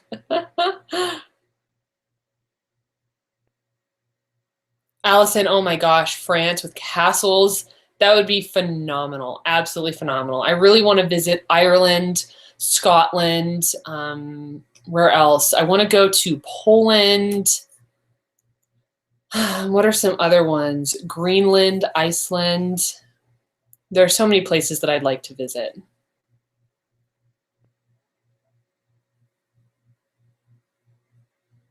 Peter Gundry. Oh my gosh, I listen to him all the time. Peter Gundry is he's one of my main people that I go to when I'm listening to instrumental music. So yes, I listen to him all the time. Let's see, Leanna, how much different is the 2018 workbook from the 2017 one? So it's much longer. With the 2018 version, I definitely took a lot of the like foundational pages and I carried them over. So as far as like 3-act story structure, story outlining, stuff like that, that's like a good foundation, I carried that over into the 2017 workbook and then I bulked it up. So you have some personal stories from me and, about my struggles with writing in NaNoWriMo. We have a goals page, creating the mood, keeping track of your progress. We have more settings exercises, characters exercises. So there's definitely a lot more bulk to it with the same foundation as the 2017 workbook.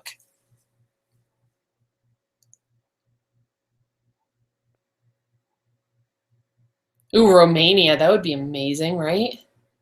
Let's see. Regards to self-publishing and being an author in general, I think it's phenomenal.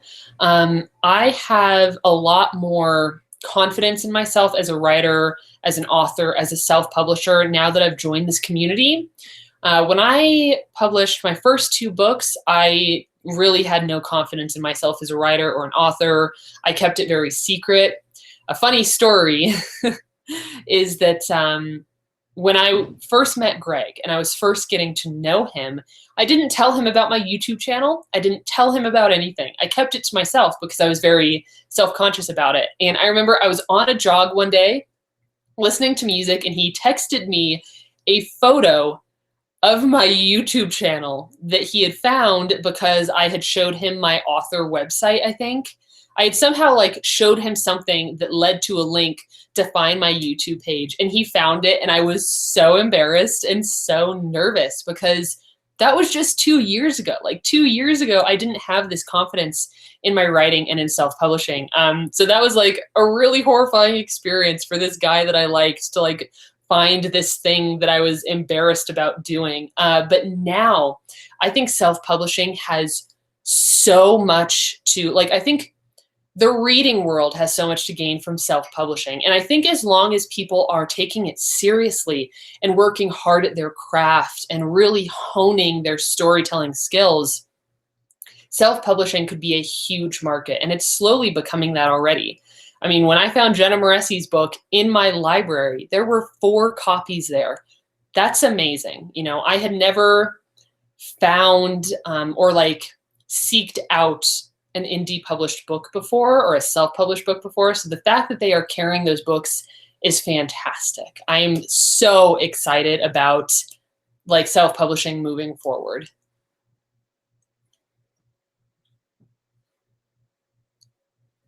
Let's see. Okay, so I have, I'll keep answering your questions, but in the meantime, I have the beginning of my story structure filled out, and now I'm going to move on to the inciting incident. Shelby, have you ever gotten recognized by somebody just by going shopping or anything? No. I don't know how many viewers are in Colorado because that's where I live. I know that there are some viewers here, and there are some viewers that frequent places that I go because we've talked about it before, but nobody has ever like recognized me or walked up to me or anything.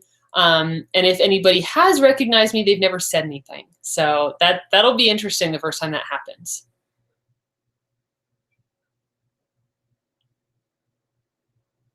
Mm-hmm. Let's see, how does it work if you want to get your book translated one day? I believe, oh, your question's gone. But I believe if I wanted to get my book translated, I'd have to find a translator, pay them to do it, and they would do the translation for me. You know, if Song of the Dryad does well and people want it in other languages, that would be amazing. But yeah, I've never done it before. I think that's what I would have to do, though, is find and pay a translator to do that for me.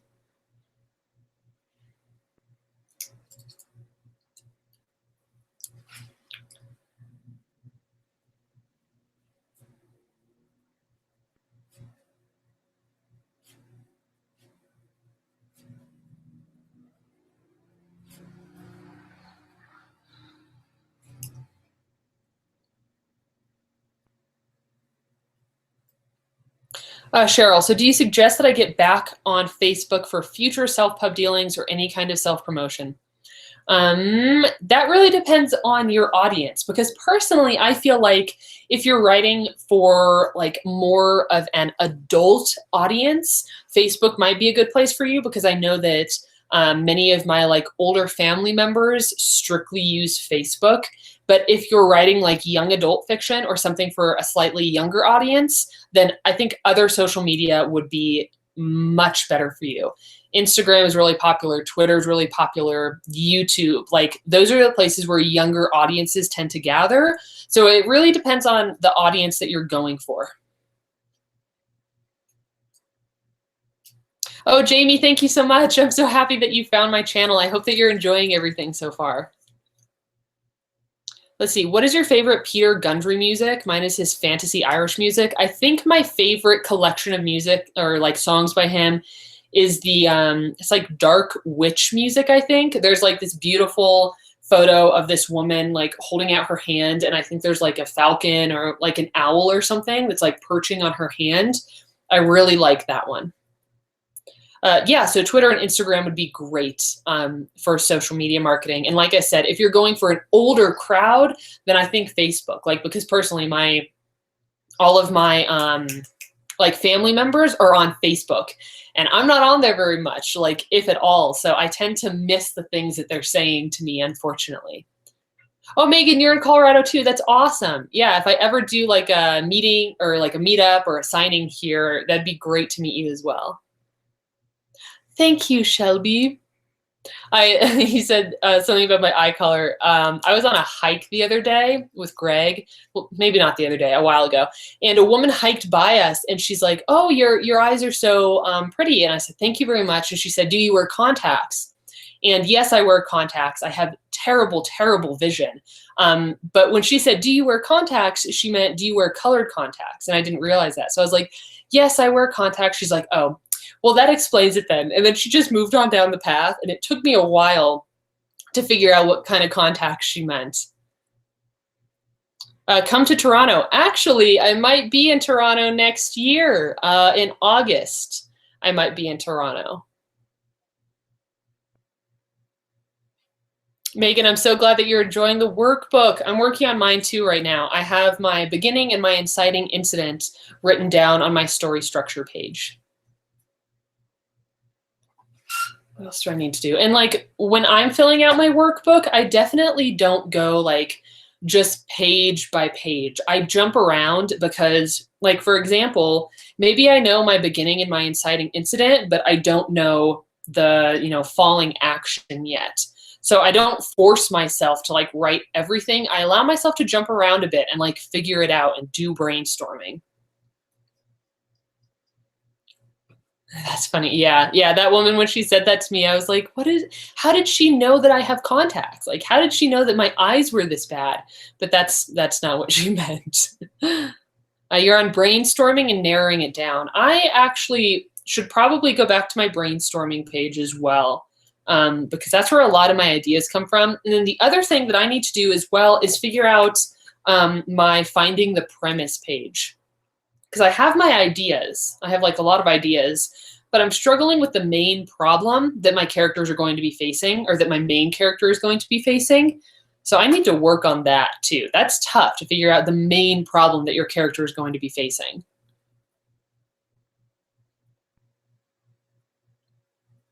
Oh my gosh, you have 9,500 words written after 4 days. That's amazing. I definitely couldn't do it as a pantser though. I really struggle.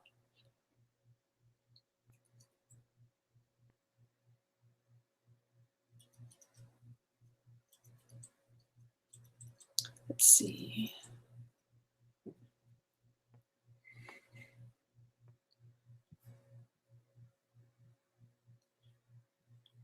Terrible. Your lips look so plump. Who's your surgeon? Right? That's kind of how I felt when she like assumed that. And it took me a while. Like, I continued my hike and then I figured out, like, oh, that's what she meant. Pantsing gets me only so far. Yeah, me too. I used to try to pants everything, and then I realized that I never finished anything. So pantsing didn't work for me. Let's see. Also, ooh, is it hard to switch gears after being so immersed in Song of the Dryad? That is a great question. So I want to say yes and no. No, because I am so excited to start a new project. I've been working on Song of the Dryad for 2 years, and I'm ready to really dive back into like the creation of something new. But I'm also going to be working in the same world, so that helps me kind of connect the two together. And then, is it hard to switch gears? Yeah, so that's tough. I'd say, yeah, no, because of what I just said. Yes, because it's going to be a totally new cast of characters. There will be some characters that you're going to see from Song of the Dryad, but for the most part, totally new characters. So I'm going to have to relearn them all again, really start from fresh. So that'll be difficult.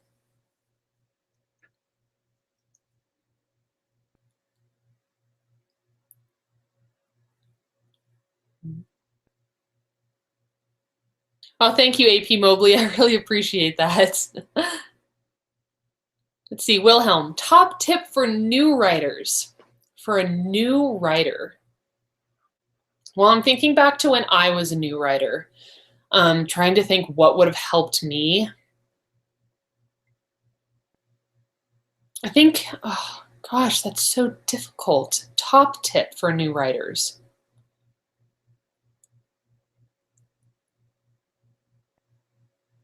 Maybe like joining a community, because when I was very first starting to write, I didn't have a community. I really only had myself. So if I wanted to give up, I just gave up, and nobody cared because nobody knew what I was doing. But if you're part of a community, like here on YouTube, if I had given up on Song of the Dryad, you all would have known about it, and you would have had things to say to me about it. So being part of a community that's supporting you and encouraging you really, really is helpful. Whether that's a critique partner or like a Facebook group or whatever that is for you, I think having a community is really important. Oh, and other people have some really good tips too. Don't give up. Write what you love. Don't compare yourself. That was a big one. I used to compare myself a lot to other writers.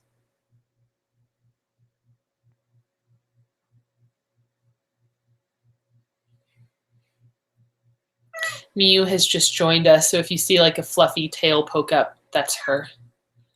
Yes, Miu. Let's see. So I had a couple of questions that people sent me via Instagram this morning, so I want to go ahead and tackle those real quick too. Yes, Miu. Let's see where those are.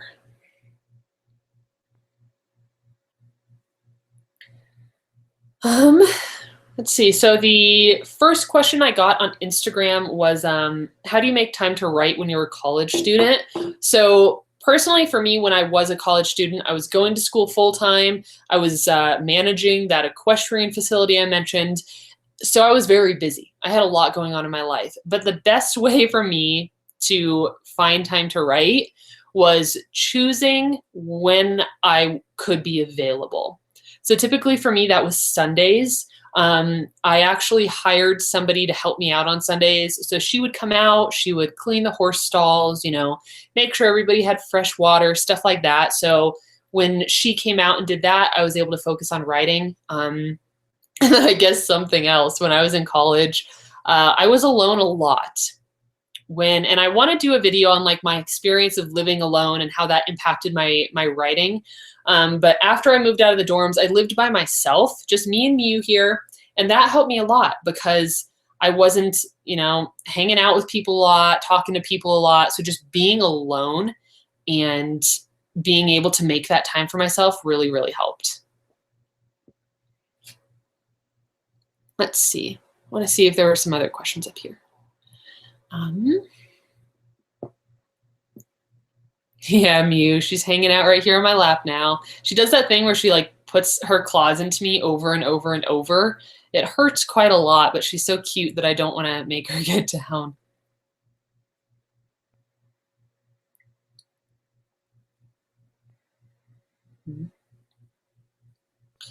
Let's see. How did you and Greg meet? What a fun question. We actually met. It was a blind date. It was a setup, actually.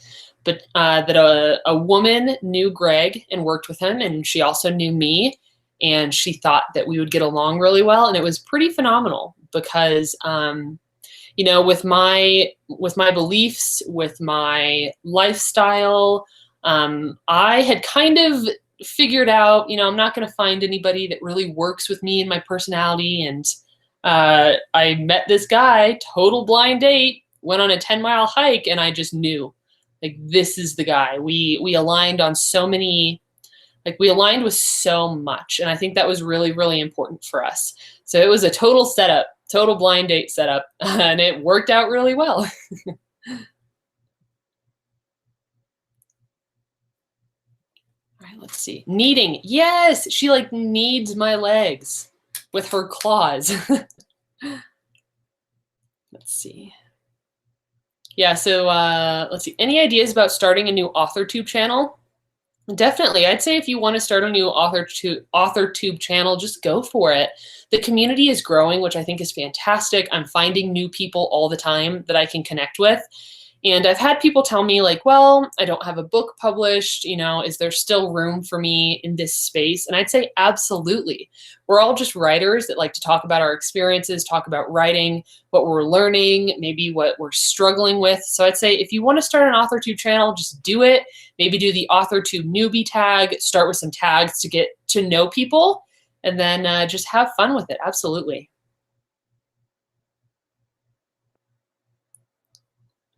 Let's see. All right, the next question I got on Instagram was, how to know if what you are writing is any good? I honestly used to open up my books and cringe physically at the words on the page, so I knew that they weren't any good. But I kept learning. I kept pushing myself to get better at it. And when I stopped cringing at my writing, I had a feeling that I was on the right path.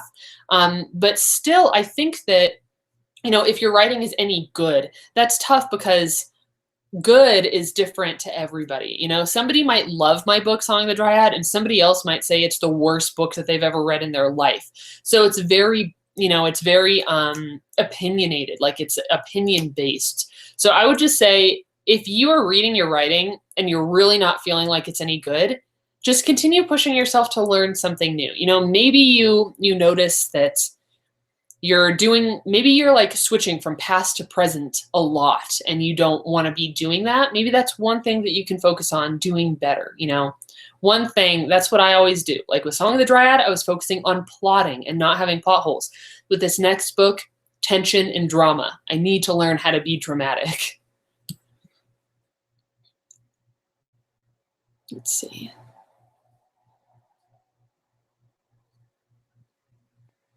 Let's see, I've gotten stuck trying to start my channel. I have a blast filming, but my brain has decided the AuthorTube newbie tag is terrifying. Yay, anxiety. It's very hard to get started. It is very hard to get started. And when I came into the space, I wasn't getting any views. Nobody was watching my stuff for a long time. It was also much smaller. The community was much smaller. So I didn't feel like there was much pressure, but I used to get very nervous. Like I said, you know, I never used to tell anybody that I was filming. I used to like close all the windows in my tiny house so that nobody would know. So I know how that anxiety feels. But once you're able to push past that and start meeting people, it starts feeling so much more welcoming. Let's see. What do you think about Annie North? I think Annie's awesome. I've done one collab with her in the past, and I'm actually going to be doing another collab with her coming up in November, I think.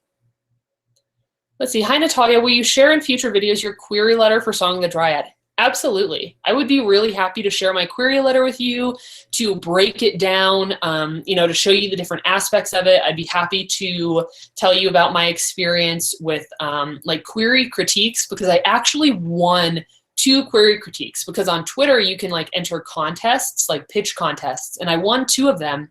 So I had an agent and an editor work with me on my query, and I'd be happy to talk about that, show you what changed, show you all the aspects you need. So I can definitely do that. Let's see, did you ever take any editing or proofreading courses? No, but I am going to. I'm actually looking into proofreading courses through Editorial Freelancers Association. They offer classes all the time, so I plan to start taking those classes to really like clean up my craft and get better at helping other writers as well.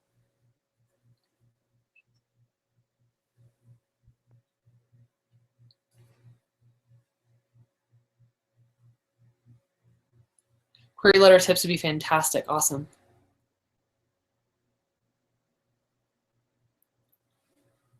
Let's see. There's so many good questions on here. I'm promoting myself using Instagram. How do you grow an Instagram? Posting regularly is a big one that I'm trying to get better at. Using hashtags is really good. And then also getting to know people. Commenting on other people's you know, photos and posts and being genuine about it, really wanting to get to know other people has been a huge one for me. If you take interest in others, they will typically reciprocate and take interest in you as well. Let's see, any tips on telling any strangers or colleagues that you're writing? That is so hard. I didn't do it for a very, very, very long time. I have only just started being comfortable talking about it, and I think it's because I have confidence in myself now.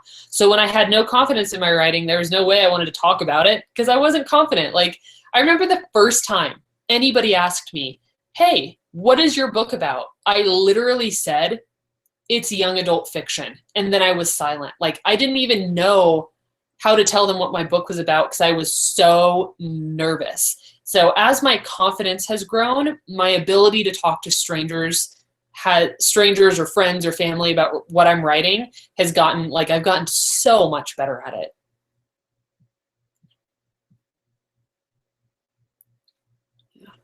Yeah, Editorial Freelancers Association, EFA.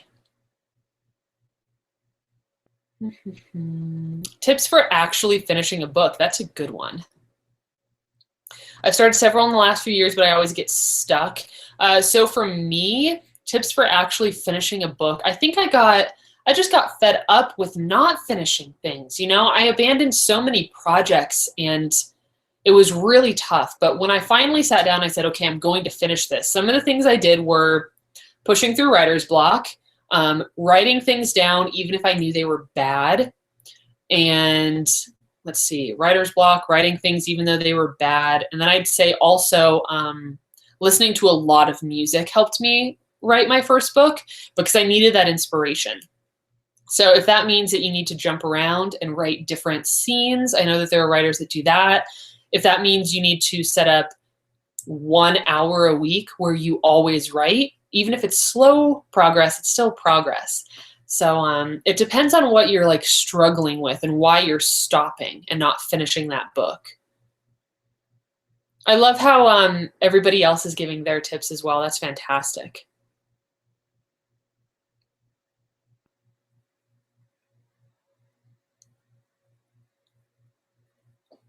Let's see, Andrew, do you love to write books? Yes and no. Writing books is amazing, like telling stories is amazing, but writing books is extremely difficult. One of the hardest things I've ever done, and it's stressful and you question yourself a lot, but I love telling stories and I love being told stories. So I'd say that I love storytelling more than writing books, but writing books is my preferred method, I guess. Okay, next question from Instagram. How to self-edit successfully? That's a really good question. Self-editing successfully, I think first of all, you have to know what you're editing for. And I learn new things all the time. Like I didn't even know what filter words were for a long time. And once I learned what that was, I could edit that out. So self-editing, learning, read a lot of books, get a feel for the flow of storytelling. Using that, maybe editing for one thing at a time. Personally, I like to do the big edits first. So I'm always looking for plot holes, character inconsistencies, overall story arc. That's the first major edit I do. And then each edit after that, I get a little bit more tedious.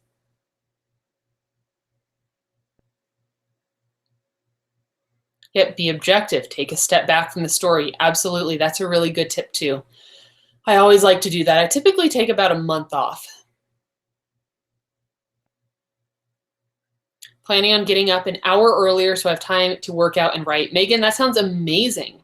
And it might be hard to get into that routine, but once you do, you're gold. You're good to go.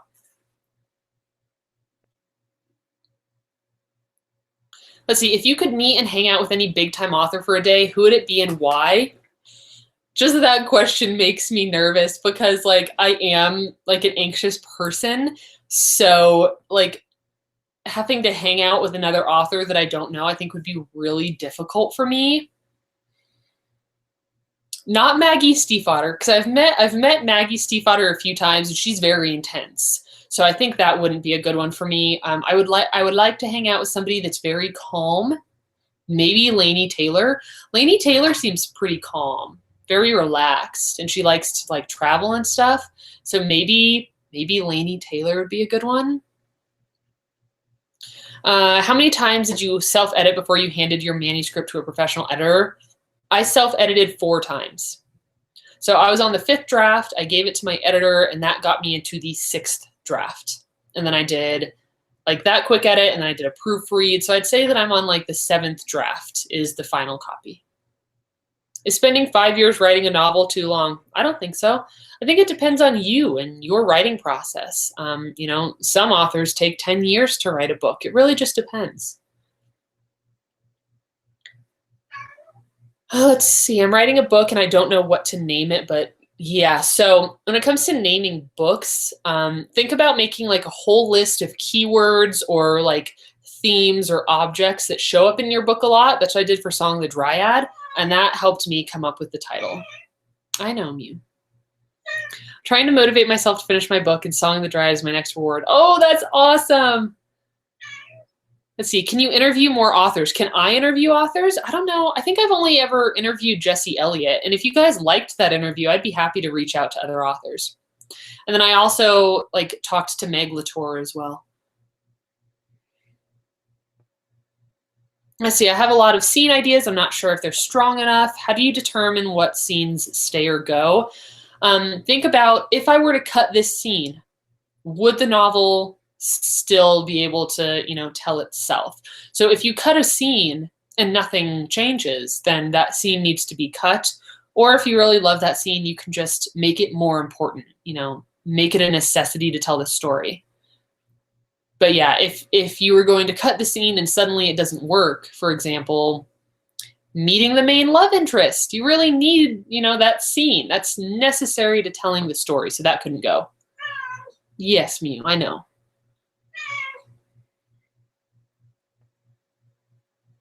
What do you do if you're writing a book series and realize that you're writing the series out of order? I think a lot of authors have done that. They'll write this book, and then they'll have to go back and write a prequel kind of. Let's see. Are you doing only writing? I know you take care of animals and stuff. Do you have a day job other than writing and animals? So I don't. My like job is pet sitting and animal care, and I've been so ridiculously busy this summer with that I am. Hi, Kim. Thank you for joining us. But yeah, as far as a day job, it's just the pet care. Pet sitting is the thing I do to be able to buy myself food and pay for my Wi-Fi. So yeah, that's my day job.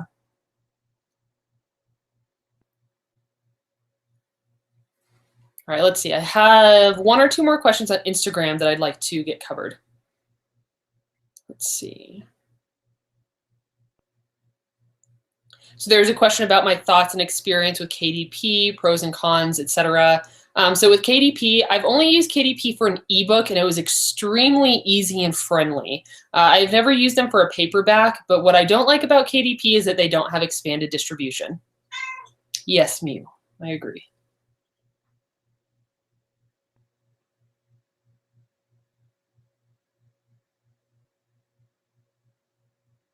Okay, there's a few more questions on there.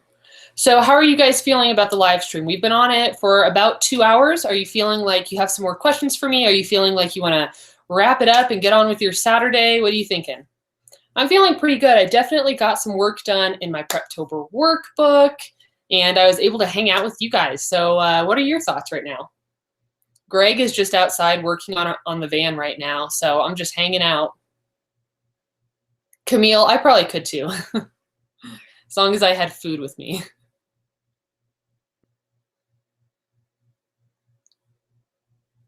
Mew.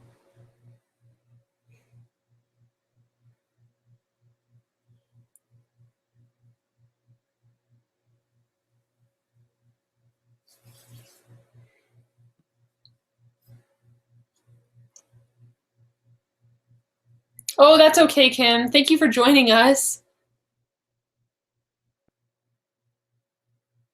Wait, what van? You have a van, like a camper van? Yeah, so Greg and I are building out Mew's hair is just flying all over. It's a 2003 E350 extended cargo van, and it has like a big topper on it, and we're working on building that out, but it has been a mess. The topper is leaking really bad. Greg is outside doing like a conversion, like a front end conversion right now on it. So there's a lot of work to be done on the van.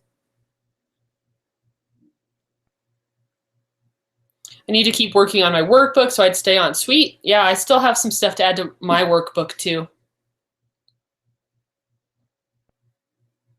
It's 8 p.m. in the south of France, and I'm having the best Saturday evening ever. My husband is eating by himself. Oops, that's funny. Greg usually eats by himself too when I'm on these live streams.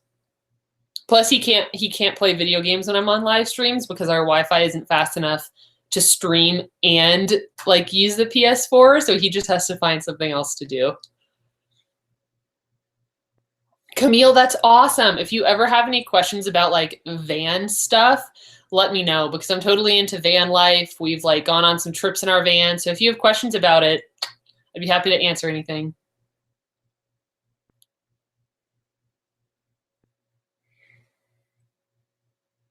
Oh, Mew. Yes, I know. So actually, if we're going to hang out for a little while longer, I'm going to go ahead and open up my Scrivener document and start inputting some of the things that I like wrote down. Why is it getting so dark? Hello, zoom in. There we go. I think that helped the lighting. So I'm going to start putting stuff on my Scrivener document.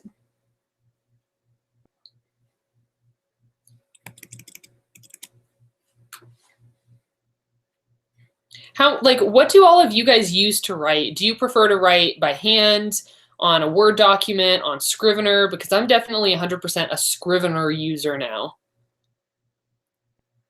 Let's see, Shelby, how do you decide on a novel idea when you have so many that you want to do? It's tough, isn't it? But when I'm trying to decide on an idea and I have a lot of ideas going on, I just try to think, okay, which one can I truly see myself spending 2 years of my life with? Which one do I have the most drive for, the most inspiration for? And that's the one that I'll typically choose. Oh, so people are using a lot of different things. Word doc or by hand. I feel like Scrivener would be confusing. Scrivener can be a little bit tricky to use. I'm going to do a video about how I use it for starting a new novel. Kim uses Scrivener. Yeah, I agree. Like there's so many features to learn about, but once you start figuring it out, it's so nice. Like I absolutely love Scrivener. It really helps me organize, and it has like color coding, and I can choose like what's the word? Like the day of the week, I can put like a status on each of my chapters to keep track of what character it is, what day of the week it is, you know, the day of the month. Like I can keep track of everything with Scrivener. So that's really nice.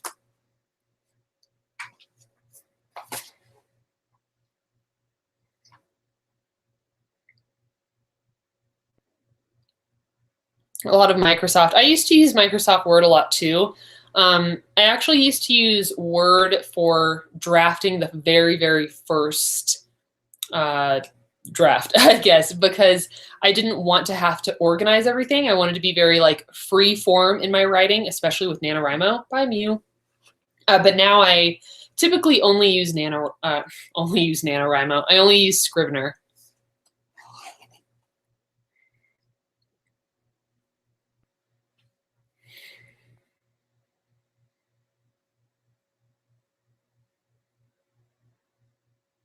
Yeah, Grace, I'd be really happy to do a Scrivener video. I'm definitely going to do that.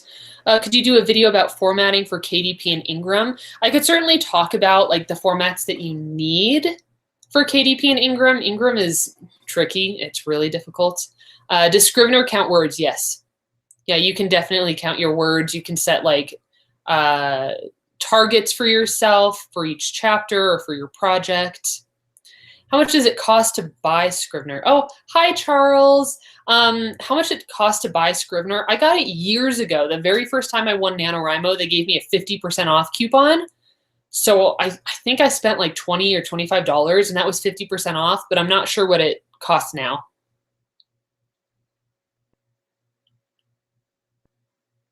Let's see. Cool. So it sounds like a lot of you would like some more information on Scrivener, so I'll make sure to get that up for you.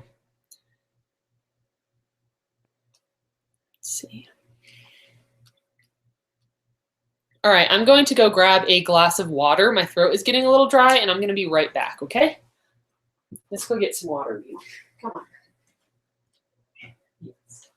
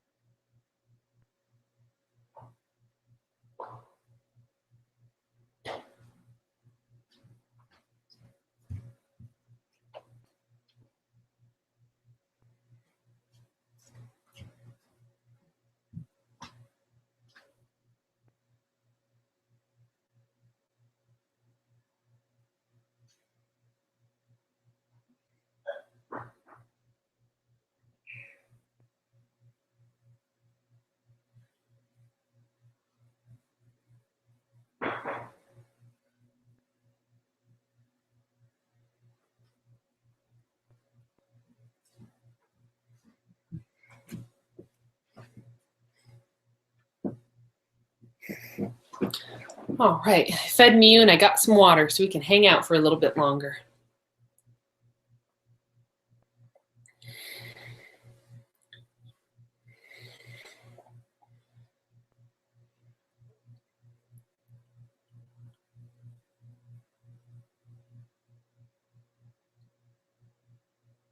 All right.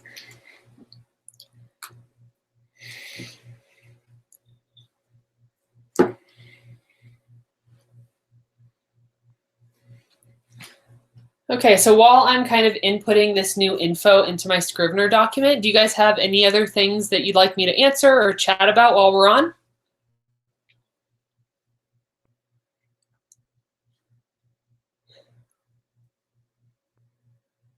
Thank you, Linda.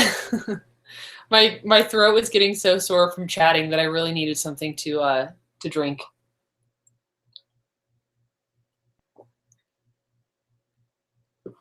Let's see, has my outline changed in terms of how I set it up and write? I would say yes. You know, I talked about my outlining method that I used for Song of the Dryad. I think I posted that about a year ago, but this time around it's even more in depth. So I am using like beats this time to kind of organize what I'm doing. And because I'm really going to be working on tension and like drama, I'm going to be using pinch points and like figuring those out ahead of time. So my outlining method has changed slightly. It's just gotten more complex. Let's see, do you have any special techniques that help you stick through the messy second draft? Once I hit the second draft, I'm pretty much like fully, I guess I'd say I'm fully devoted to the manuscript at that point. So that helped me stick through the second draft. I think just, it's not a very good tip, but just the fact that I make myself do it, because the second draft can be so tough. That's like the big round of edits. That is the biggest round of edits I do, is that first time editing, because I have to do all the plot stuff, all of the character stuff, like the really big plot holes and things like that. So it's tough, but I know that I have to get through it. Like if I don't get through that, I can't get to the next one. I can't publish the book. So because I have these like big goals set for myself, I know that even if I don't want to do it, I really need to, and I need to push myself to do it. How do you balance working out with Nano? Honestly, I don't work out very often. I mostly just do like yoga. I walk a lot because I walk dogs so often. So as far as doing it with Nano, for me, it's all about scheduling. So because I like to do yoga so much, I typically will do that. I really like to do it in the evening or first thing in the morning, but I'm also a morning writer. So sometimes that means that I have to push my yoga back or change what time of day I do that, but it's all about scheduling for me. Allison, what do you think about the idea that in indie publishing, you have to put out a lot of books to be successful? You know, I've definitely heard that, and I'm not sure. This is still relatively new to me, even though I've published 2 books in the past. Song of the Dryad really does feel like a debut novel for me, because this is the first time I've had an audience. So I think that as long as your quality is staying the same or increasing, that putting out a lot of books could definitely help your career. Tifa just got up from his nap. He's so chatty. Tifa, your food's out there. Yeah, your food's out there. Come on in here. Come say hello. But as far as like, do you have to put out a lot of books to be successful? I'm not sure, because it also depends on what your idea of success is. You know, do you want to be making your living off of your book sales? Like, what is your idea of success? Do I start Nano at midnight? No, I don't. I go to bed usually around 10 o'clock, and then I wake up usually between 6:30 and 7:30. So I always start Nano the morning of November 1st. Let's see, what is the best book about writing you've read? So it depends on if you're talking about like the craft of writing or like inspirational writing books. Where are mine? I have Wonder Book back here. So if you're over there, the big blue one. So if you're looking for like craft and ideas and inspiration, Wonder Book is really good. What else? I love Writing for Dummies. I have quite a few Writing for Dummies books. Those are probably my favorite though. Let's see, are you going to do another outlining video since your outlining process has changed? Yes, I am going to do a video on how I'm outlining my new Nano novel, so you can plan on that.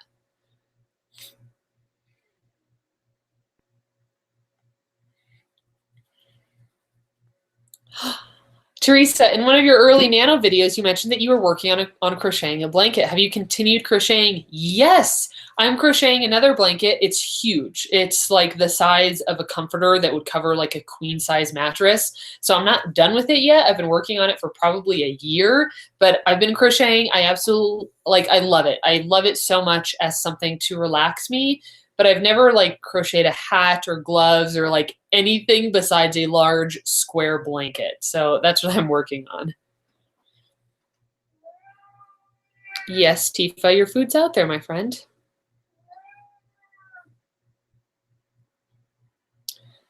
You want to see the kitty? Hey, Tifa, come on over. Do you want to say hi? Come here. Everybody wants to say hello. Come here, I'll show you. Woof. Okay. Tifa. He probably won't stay here very long, though. Huh? There he goes.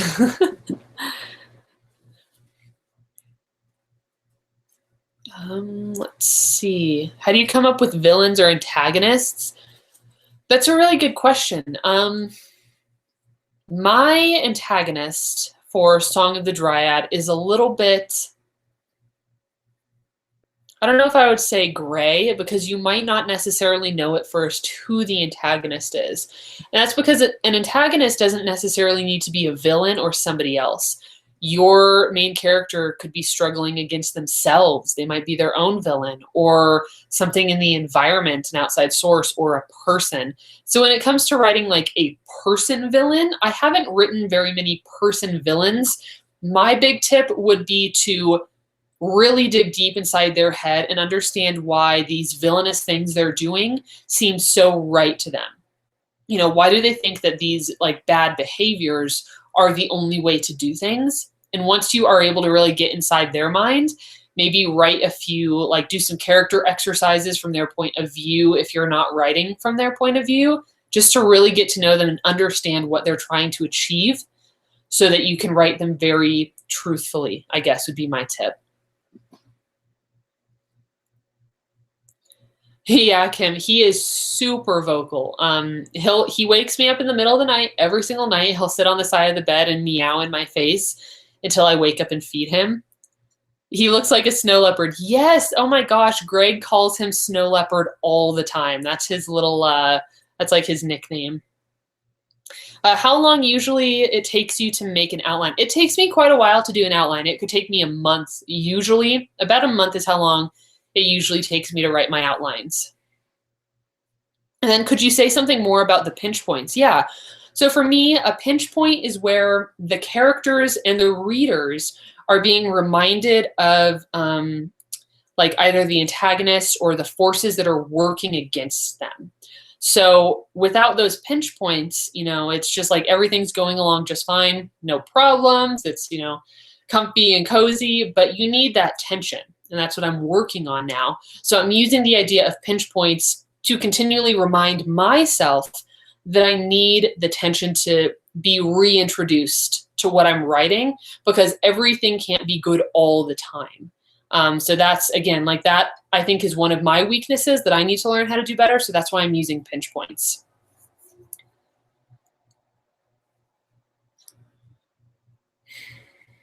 Let's see, do you have any tips on marketing? Marketing for me is really fun because it's just getting to know people and it's, you know, engaging in the community. And I've said previously that, you know, don't start social media just to say, buy my book, because people aren't going to be interested in that. They want to be interested in you first.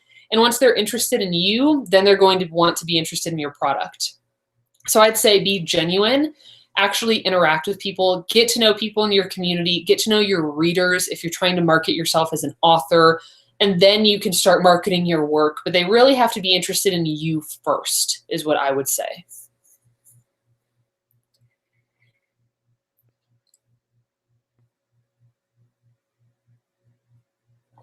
Let's see, are you going to use a reward system for Nano? Probably.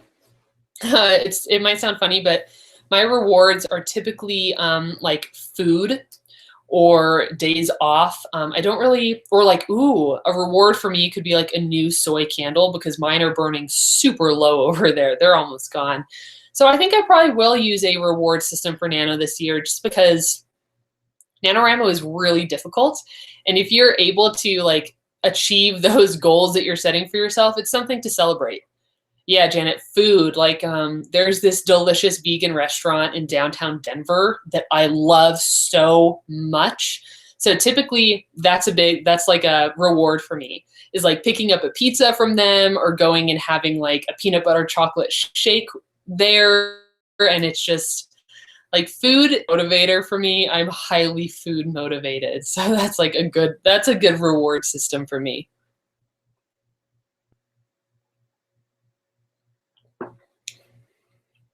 What about you guys? What are your rewards usually? Do you use food as a reward like I do?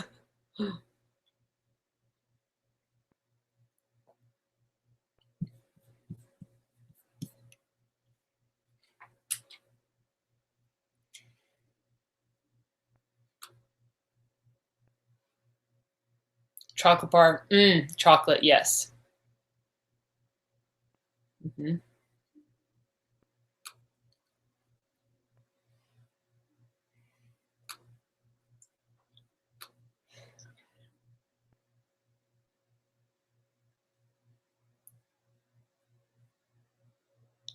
Denver sounds so great, diverse. Yeah. I really like, I mean, I have a love-hate relationship with downtown Denver, because I don't like every time we go downtown. I don't know what downtown is like where you guys live, but when we go to downtown Denver, it's a very like dirty place. And it's probably not as dirty as like other places, but it's tough because I like going to downtown Denver because it has the food options for me. Because where I live, there aren't a ton, like, in this little town where I live, there aren't a lot of like vegan places. There's a lot of like fast food and drive-throughs like that. So that's why I go downtown all the time. But there's a lot of stuff downtown I don't like. I'm not really a city person at heart at all.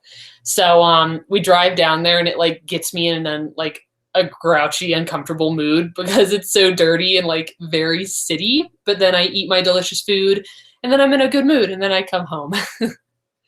Expensive tea, coffee, and gemstones. That sounds amazing. I actually got a new tea yesterday at the pumpkin patch that I went to, and I'm excited to try it. What are your typical writing essentials during Nano? Oh, I actually filmed my NaNoWriMo survival kit video on Thursday, so that'll be coming up soon, and I'll share all my writing essentials in that video. Will I be doing write-ins during Nano? Yes, I will, Claire. Absolutely. I will be doing write-ins during Nano. I think that'll help me a lot and hopefully help you guys too. Ooh, that's awesome that a new vegan cafe just opened in a town. Oh, that sounds so nice. I hear that Portland has a lot of like vegan options and stuff, so I'd like to visit there. And downtown has 4 places that I really like to go. And they're all very close to each other, but it's a little bit of a drive from where I live, not too far. If Song of the Dryad comes here in time, my reward will be a chapter a day. How fun! That is awesome. It should arrive. Because like I said, Ingram Spark does print and ship books early because they want it to be to you by the 20th. So if you pre-ordered the hardback, you might get it early this week. If you pre-order the ebook, that will release on the 20th. Is there a way to find out when you'll be live? We could definitely kind of figure that out, and maybe I could put together a calendar with you guys so that you'll know exactly when I'll be live. If that's something you'd like, I could definitely do that.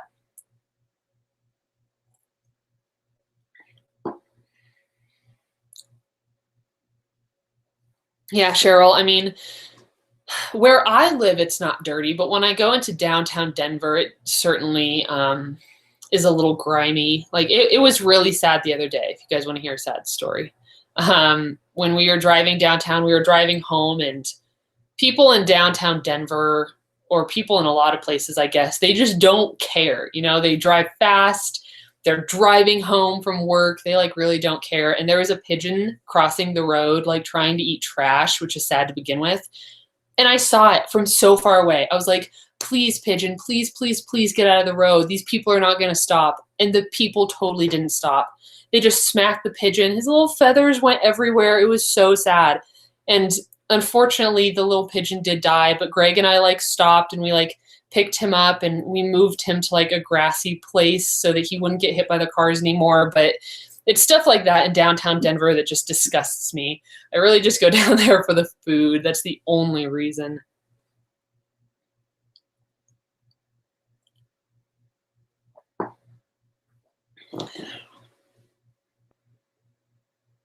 Yeah, it was sad. It was really, really sad. I was so frustrated with the person that hit that pigeon. It's like you could see him from so far away, and they just chose that like hitting the brakes weren't important to them, you know? Oh, that's awesome. You saved a bunny. That's wonderful. It took 5 hours. Sometimes finding wildlife rehabilitation centers can be really difficult because it's like they get so overwhelmed with wildlife that sometimes they don't have the money, they don't have the, the ability to do it anymore. And yeah, I've had to do that for birds and stuff. It's really tough to find like a good wildlife rehabilitation center. Yeah, Charles, I wish I could take the train. Yeah, Cheryl, we just like it made me so sad and it made Greg so sad to see what happened to that bird that we really didn't just like, want him to be left there in the road. So we made sure to like pull over and go get him. We had hoped that he was still alive and that we could like help him, move off the road, but unfortunately he wasn't. Hmm.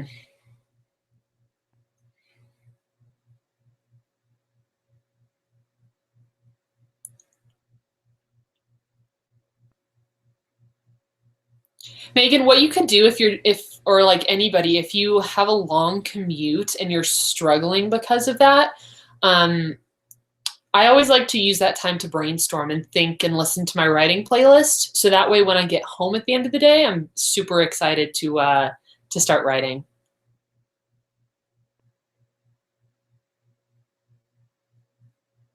Oh, that's awesome, Sarah. You saved three baby squirrels. Greg and I tried really hard to save a squirrel last year. I don't know if she was sick or what had happened to her, but she was in the road and she was struggling to walk. And we tried to save her. We tried for days to get her into a wildlife rehabilitation place, but they weren't able to take her. Oh, I should have Greg in a vlog. Absolutely. I love having Greg in my videos. He's always fun. He's a little bit more nervous in front of the camera than me. Yeah, driving instructor told you not to stop or be careful of birds. Yeah. I mean, I definitely disagree with that. I know that, sometimes I've heard of people getting in trouble if they like stop for wildlife and then there's an accident. They're like blamed for the accident and stuff like that. And it's really tough. Yeah, you could use a voice recorder to write in the car. Absolutely. Yeah, Morgan, I've heard that too. Absolutely.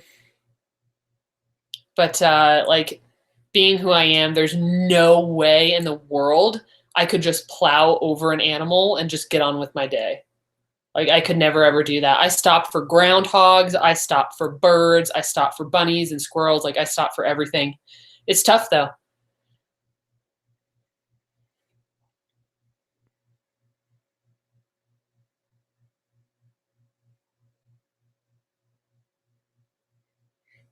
Yeah, Morgan. Hmm.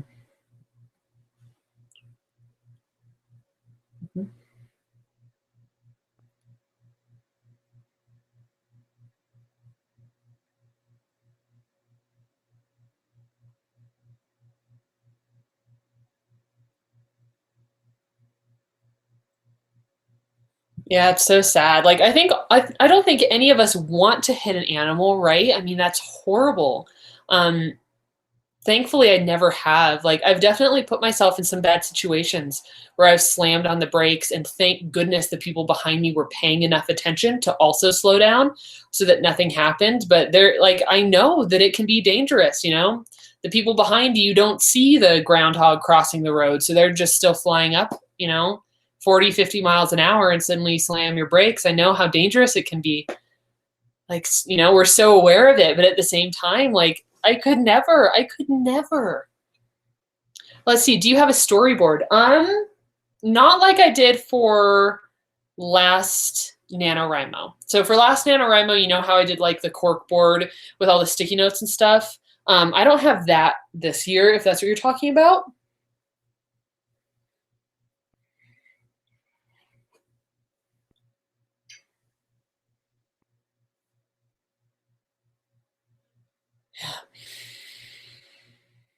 Oh, you use Pinterest to storyboard. That's a great idea. Yeah, I'm definitely going to Definitely going to start a new Pinterest for my new project.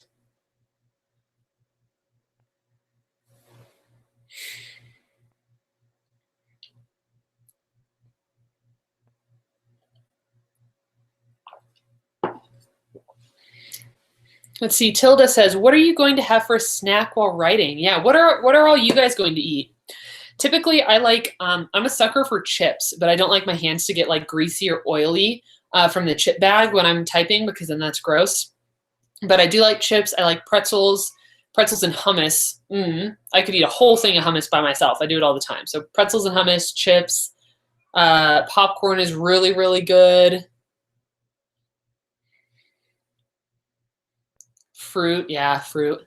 Sunflower seeds, yum. Oh my gosh, sunflower seeds. I love those. Any type of like trail mix and stuff is really good. Hi, Carol. So we were kind of working on the Preptober workbook, and I've been going back and forth. I have my Preptober workbook here in front of me, and I like everything that I wrote down today. I've been working on inputting into my Scrivener document.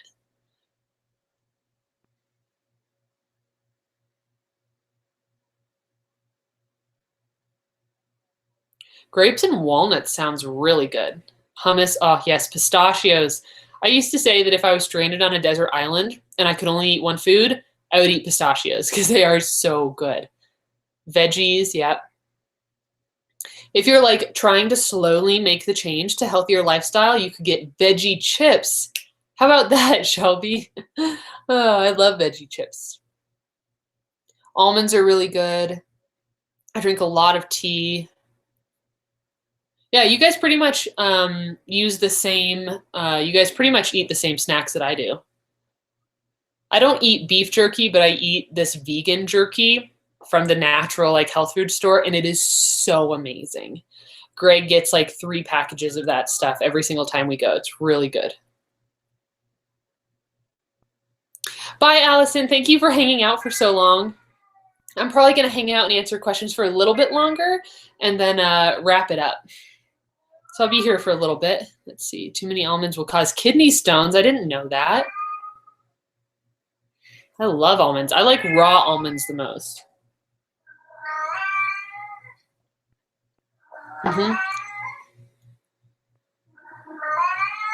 Tifa. Tifa does that after he eats a meal. He like cries until you give him a meal, and then he eats it, and then he celebrates by talking more. Did you eat? What? I know. Veggie straws, oh, they are addictive. They're so good. Yeah, pistachios, cashews. I like pistachios, cashews, sunflower seeds, all kinds of stuff. What brand of jerky? Let me look it up and I can tell you. I think Louisville's is my favorite brand.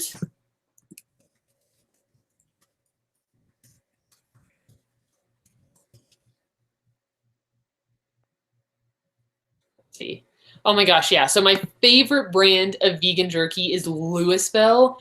So good. So good. They have so many different types that you can buy. They are my absolute #1 favorite vegan jerky place, Louisville Jerky. You can get it online. I recommend the blue bag. I can't remember what flavor the blue bag is, but it's my favorite if you want to try some.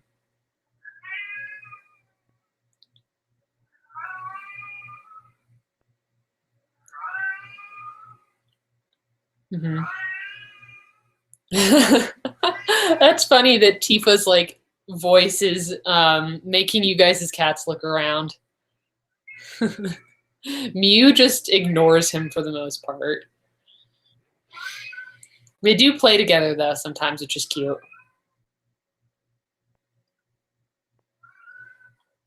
Polish sesame snaps? I've never tried those.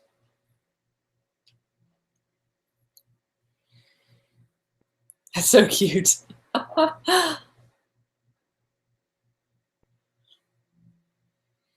Tifa is causing problems in the animal world. Edamame, yes. Oh, I love edamame. Oh my gosh. He might be looking for Greg. Yeah, I think he is looking for Greg. He is incredibly like bonded with Greg. and Greg's outside right now. And when Greg is outside working on the van, he can't like focus on watching after Tifa because Tifa loves to go outside and sit in the grass. So he can't go out there right now because he would wander off. But I think he probably is wanting to go outside and hang out with Greg. But what I was going to say about edamame is I have this favorite curry place I go to, and they do spicy edamame, and it is amazing. Actually, maybe I'll go get some after this live stream. It's like a 60-degree day here in Colorado. It's like a really nice day for curry.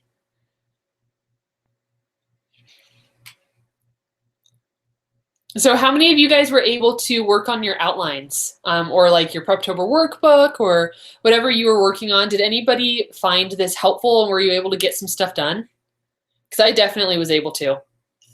I mean, my main character is a Leo. I would never have figured that out without you guys. She is a Leo and her birthday is August 1st.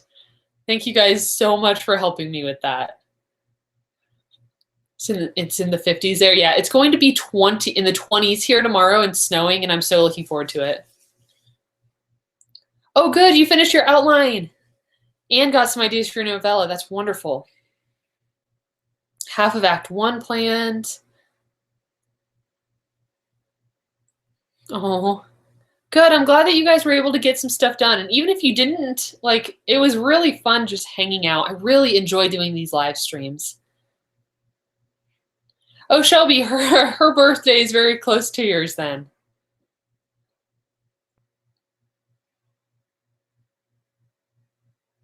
When is your first write-in live stream? For NaNoWriMo, actually, that'll be on November 1st. And I'm going to be doing that one with Brooke and Mandy. All three of us will be doing that live stream, but we will be streaming on November 1st. And that's a Thursday, I think. I think it's going to be it's a Thursday evening.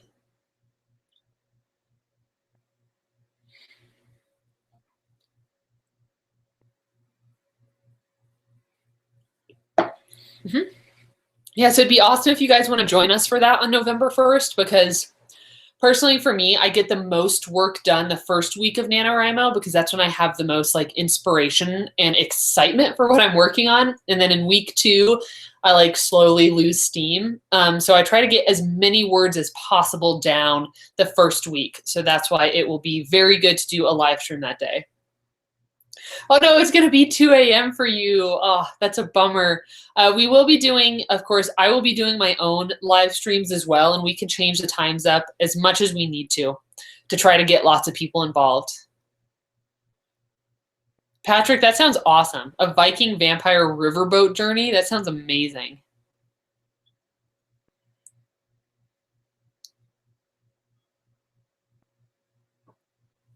Let's see. Well, that's okay. And even for those of you that won't be able to join on the 1st, I'll definitely be doing my own as well. It'd be nice to do at least 1 a week, maybe 2 a week if possible. So we'll have a lot. So hopefully you guys will be able to join in on a couple of those live streams. What time will that live stream be? It is at, I want to say the live stream on November 1st is 6 p.m. Central Standard Time. So that for me is 5 p.m. And then anybody on the East Coast, I think that's 7 p.m. But yeah, 6 p.m. Central Standard Time, I believe, is when we're doing that. And we'll definitely be announcing that too, so you'll get some reminders.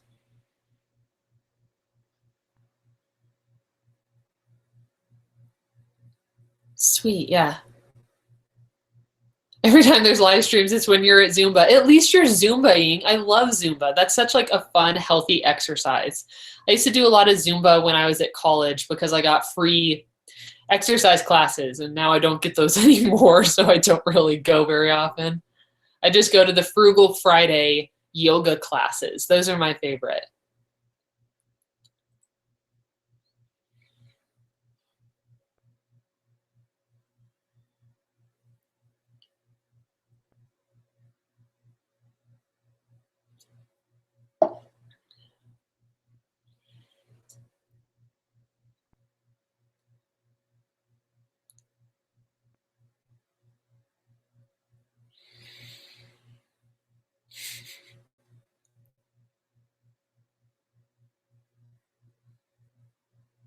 There you go. That's true. You could write 50,000 on whatever you want. You could just be a nano rebel this year.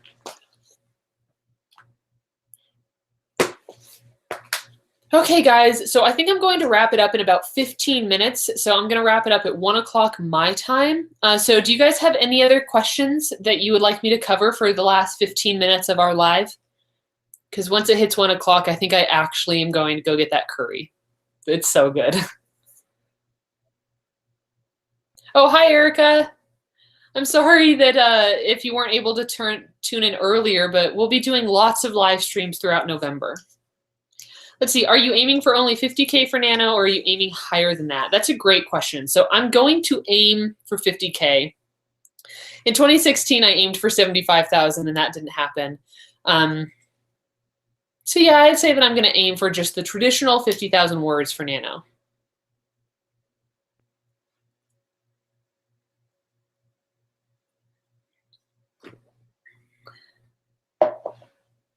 Yeah, Serena, I won't be up at 1 a.m. my time either. I'm really not a night owl at all. Thank you, Shelby. Yeah, I am almost to 6K, and that's super, super exciting. I say that a lot. But yeah, thank you for that.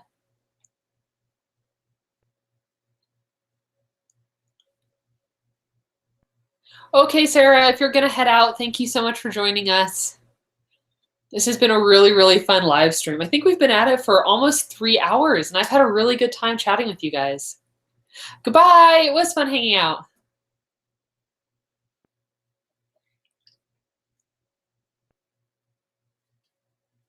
Yeah, super, super excited as always. That's like my go-to description word. I'm the writer, and yet that is all I can say. Yeah, you're very welcome. You're very welcome. I'm really happy that you guys were able to join the live today. Yay. Janet, it was really nice getting to know you and chatting a little bit. Thank you for joining today.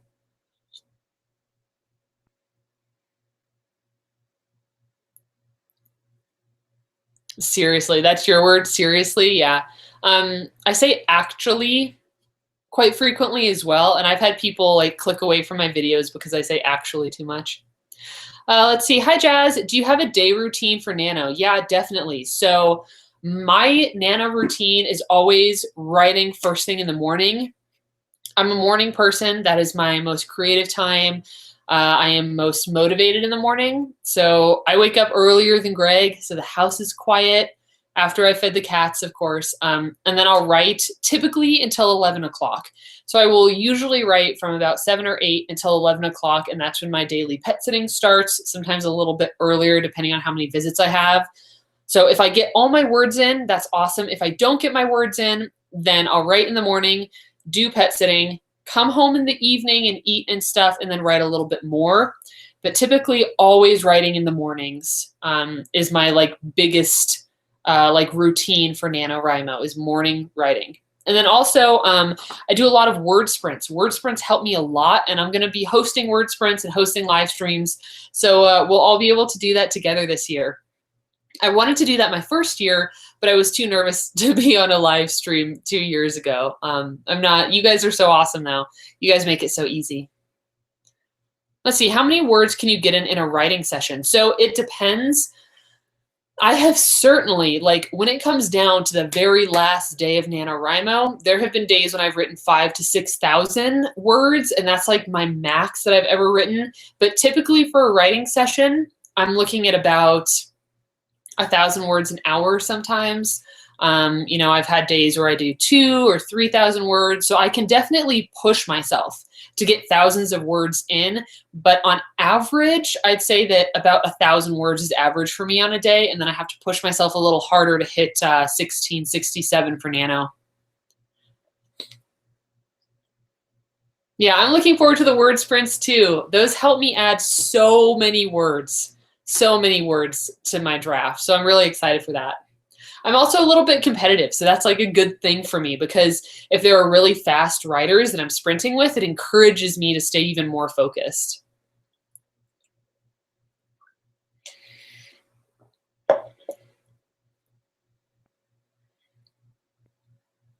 Well, how fun, an online course. Okay, Cheryl, thank you so much for joining me today. Yeah, I'll definitely be doing lots of live streams in November. So I'd love to see you for those too. Have fun with your new online course. I love online classes. I took a lot of those in school.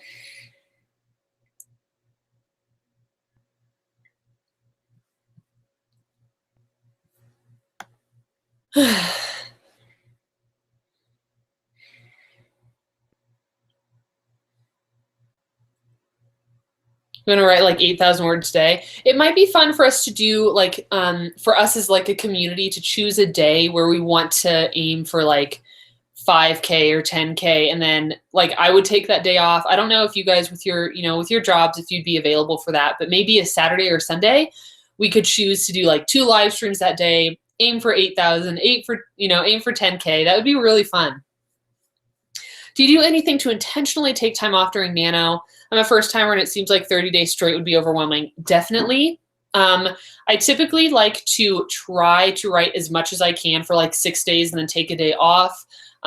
If you are somebody that celebrates, holidays in November, then a lot of people take those days off too, because I definitely don't write every single day. I get burned out too.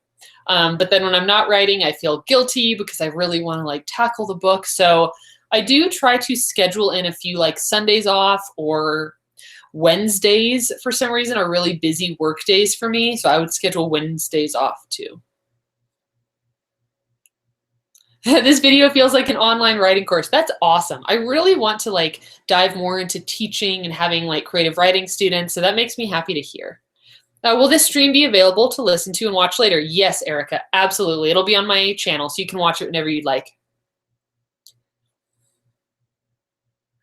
Oh, Hannah, that's so nice. Yeah, I'm so happy to like chat with you guys, and I'm happy that you want to chat with me. Because like I said, like one of my fears is, being in a social situation where there's just like silence and nobody's saying anything. So thank you so much for that.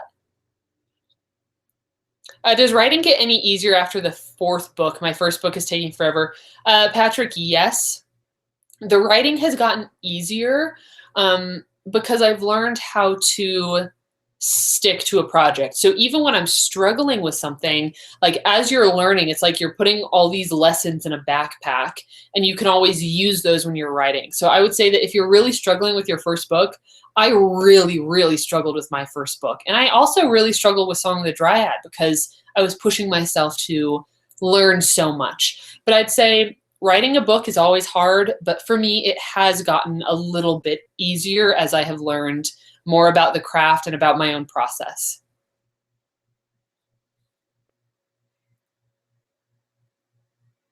Mm-hmm.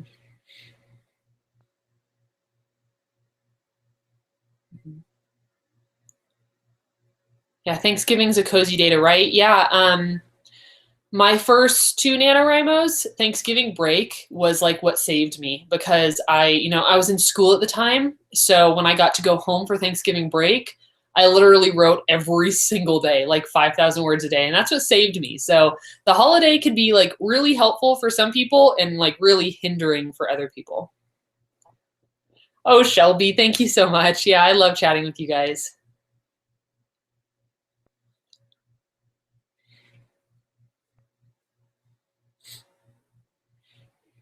All right, we got a few minutes left, so hit me with any other questions you might have, and then we'll wrap it up and go enjoy our Saturdays.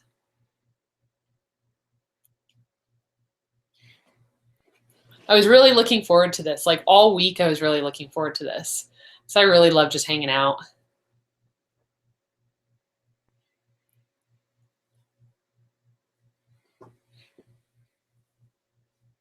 Also, oh my gosh, you guys, I think I'm going to be live streaming next Saturday too. I forgot to tell you that. Camille, no, I'm not on the AuthorTube page because I don't really use Facebook. I'm never on there, so I don't think I'm part of any like AuthorTube groups. But yeah, you guys, I think I will be streaming on Saturday the 20th to celebrate Song of the Dryad coming out. So I'll be answering questions and hopefully eating some good food and just hanging out too if you want to join me next Saturday.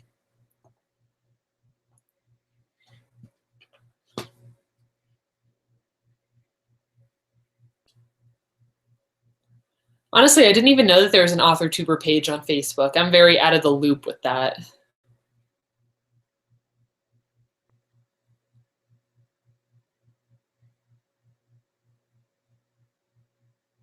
Oh, thank you. A Court of Books and Pages. That's a fantastic name, by the way. I'm also excited for Song of the Dryad to be released. What time do you think it's going to be? My live stream on Saturday will probably be about this time. You know, because I'm a morning person, I started it at 10 a.m. my time, and that seems to be a pretty good amount of time for me to like get up, have coffee, and get ready. So probably, yeah, probably Saturday morning for me. This could be a Saturday tradition through Preptober and Nano. That is such a good idea. Hi, Bethany. Hello, my friend. So good. You didn't know about the AuthorTuber page either. We're both out of the loop.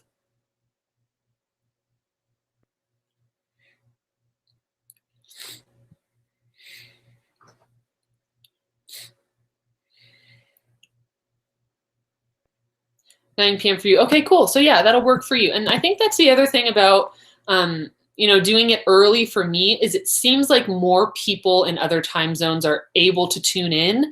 So that's why I tend to like doing it earlier in the morning. Plus I have more natural light. Like it's getting kind of dim right now, but I tend to have more natural light in the morning. You know, it's pitch black at nighttime. So then I have to have bright lights in my face and that gives me headaches.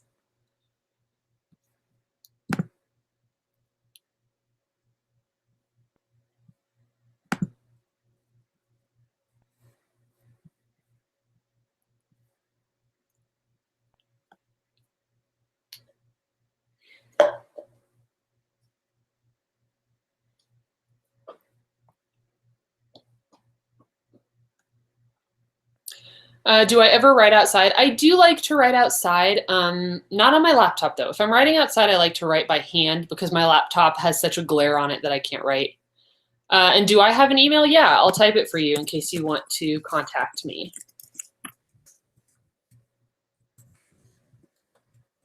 There you go, Camille. That is my email. If you're talking to me, I'm not sure.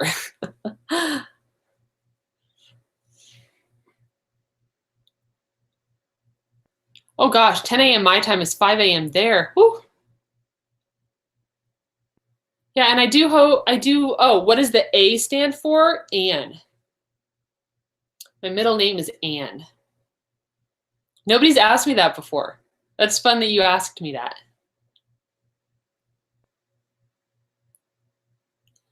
Janet, yeah, if I'm going to write by hand, it's typically because I want to explore other ideas. I don't want the like organization of a Scrivener document because Scrivener is so organized that it helps me sometimes, but it hinders me other times.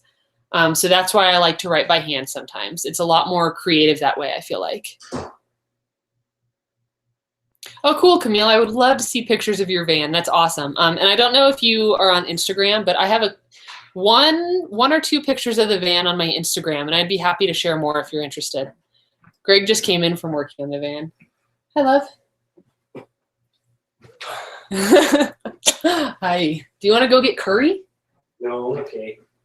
He doesn't like curry as much as I do.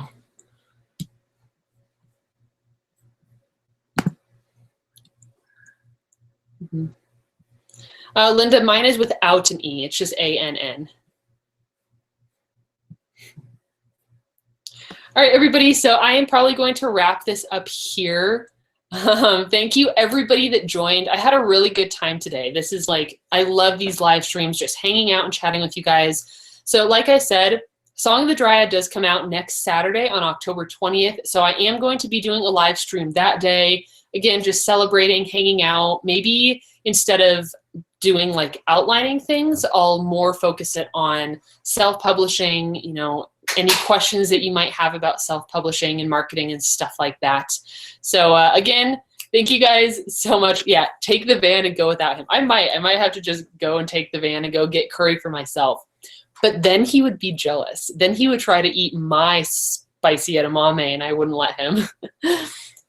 All right, well, thank you again, everybody. Thank you so much for joining me. I really loved hanging out with you guys. I'm gonna be on next Saturday and then also on Thursday, November 1st. And I'll get a calendar going so that we can figure out exactly what times work best for all of us, okay? Oh, you guys are so wonderful. All right, everyone. Well, thank you. Go enjoy your Saturday, and I will hopefully see you next Saturday. All right, bye, everybody.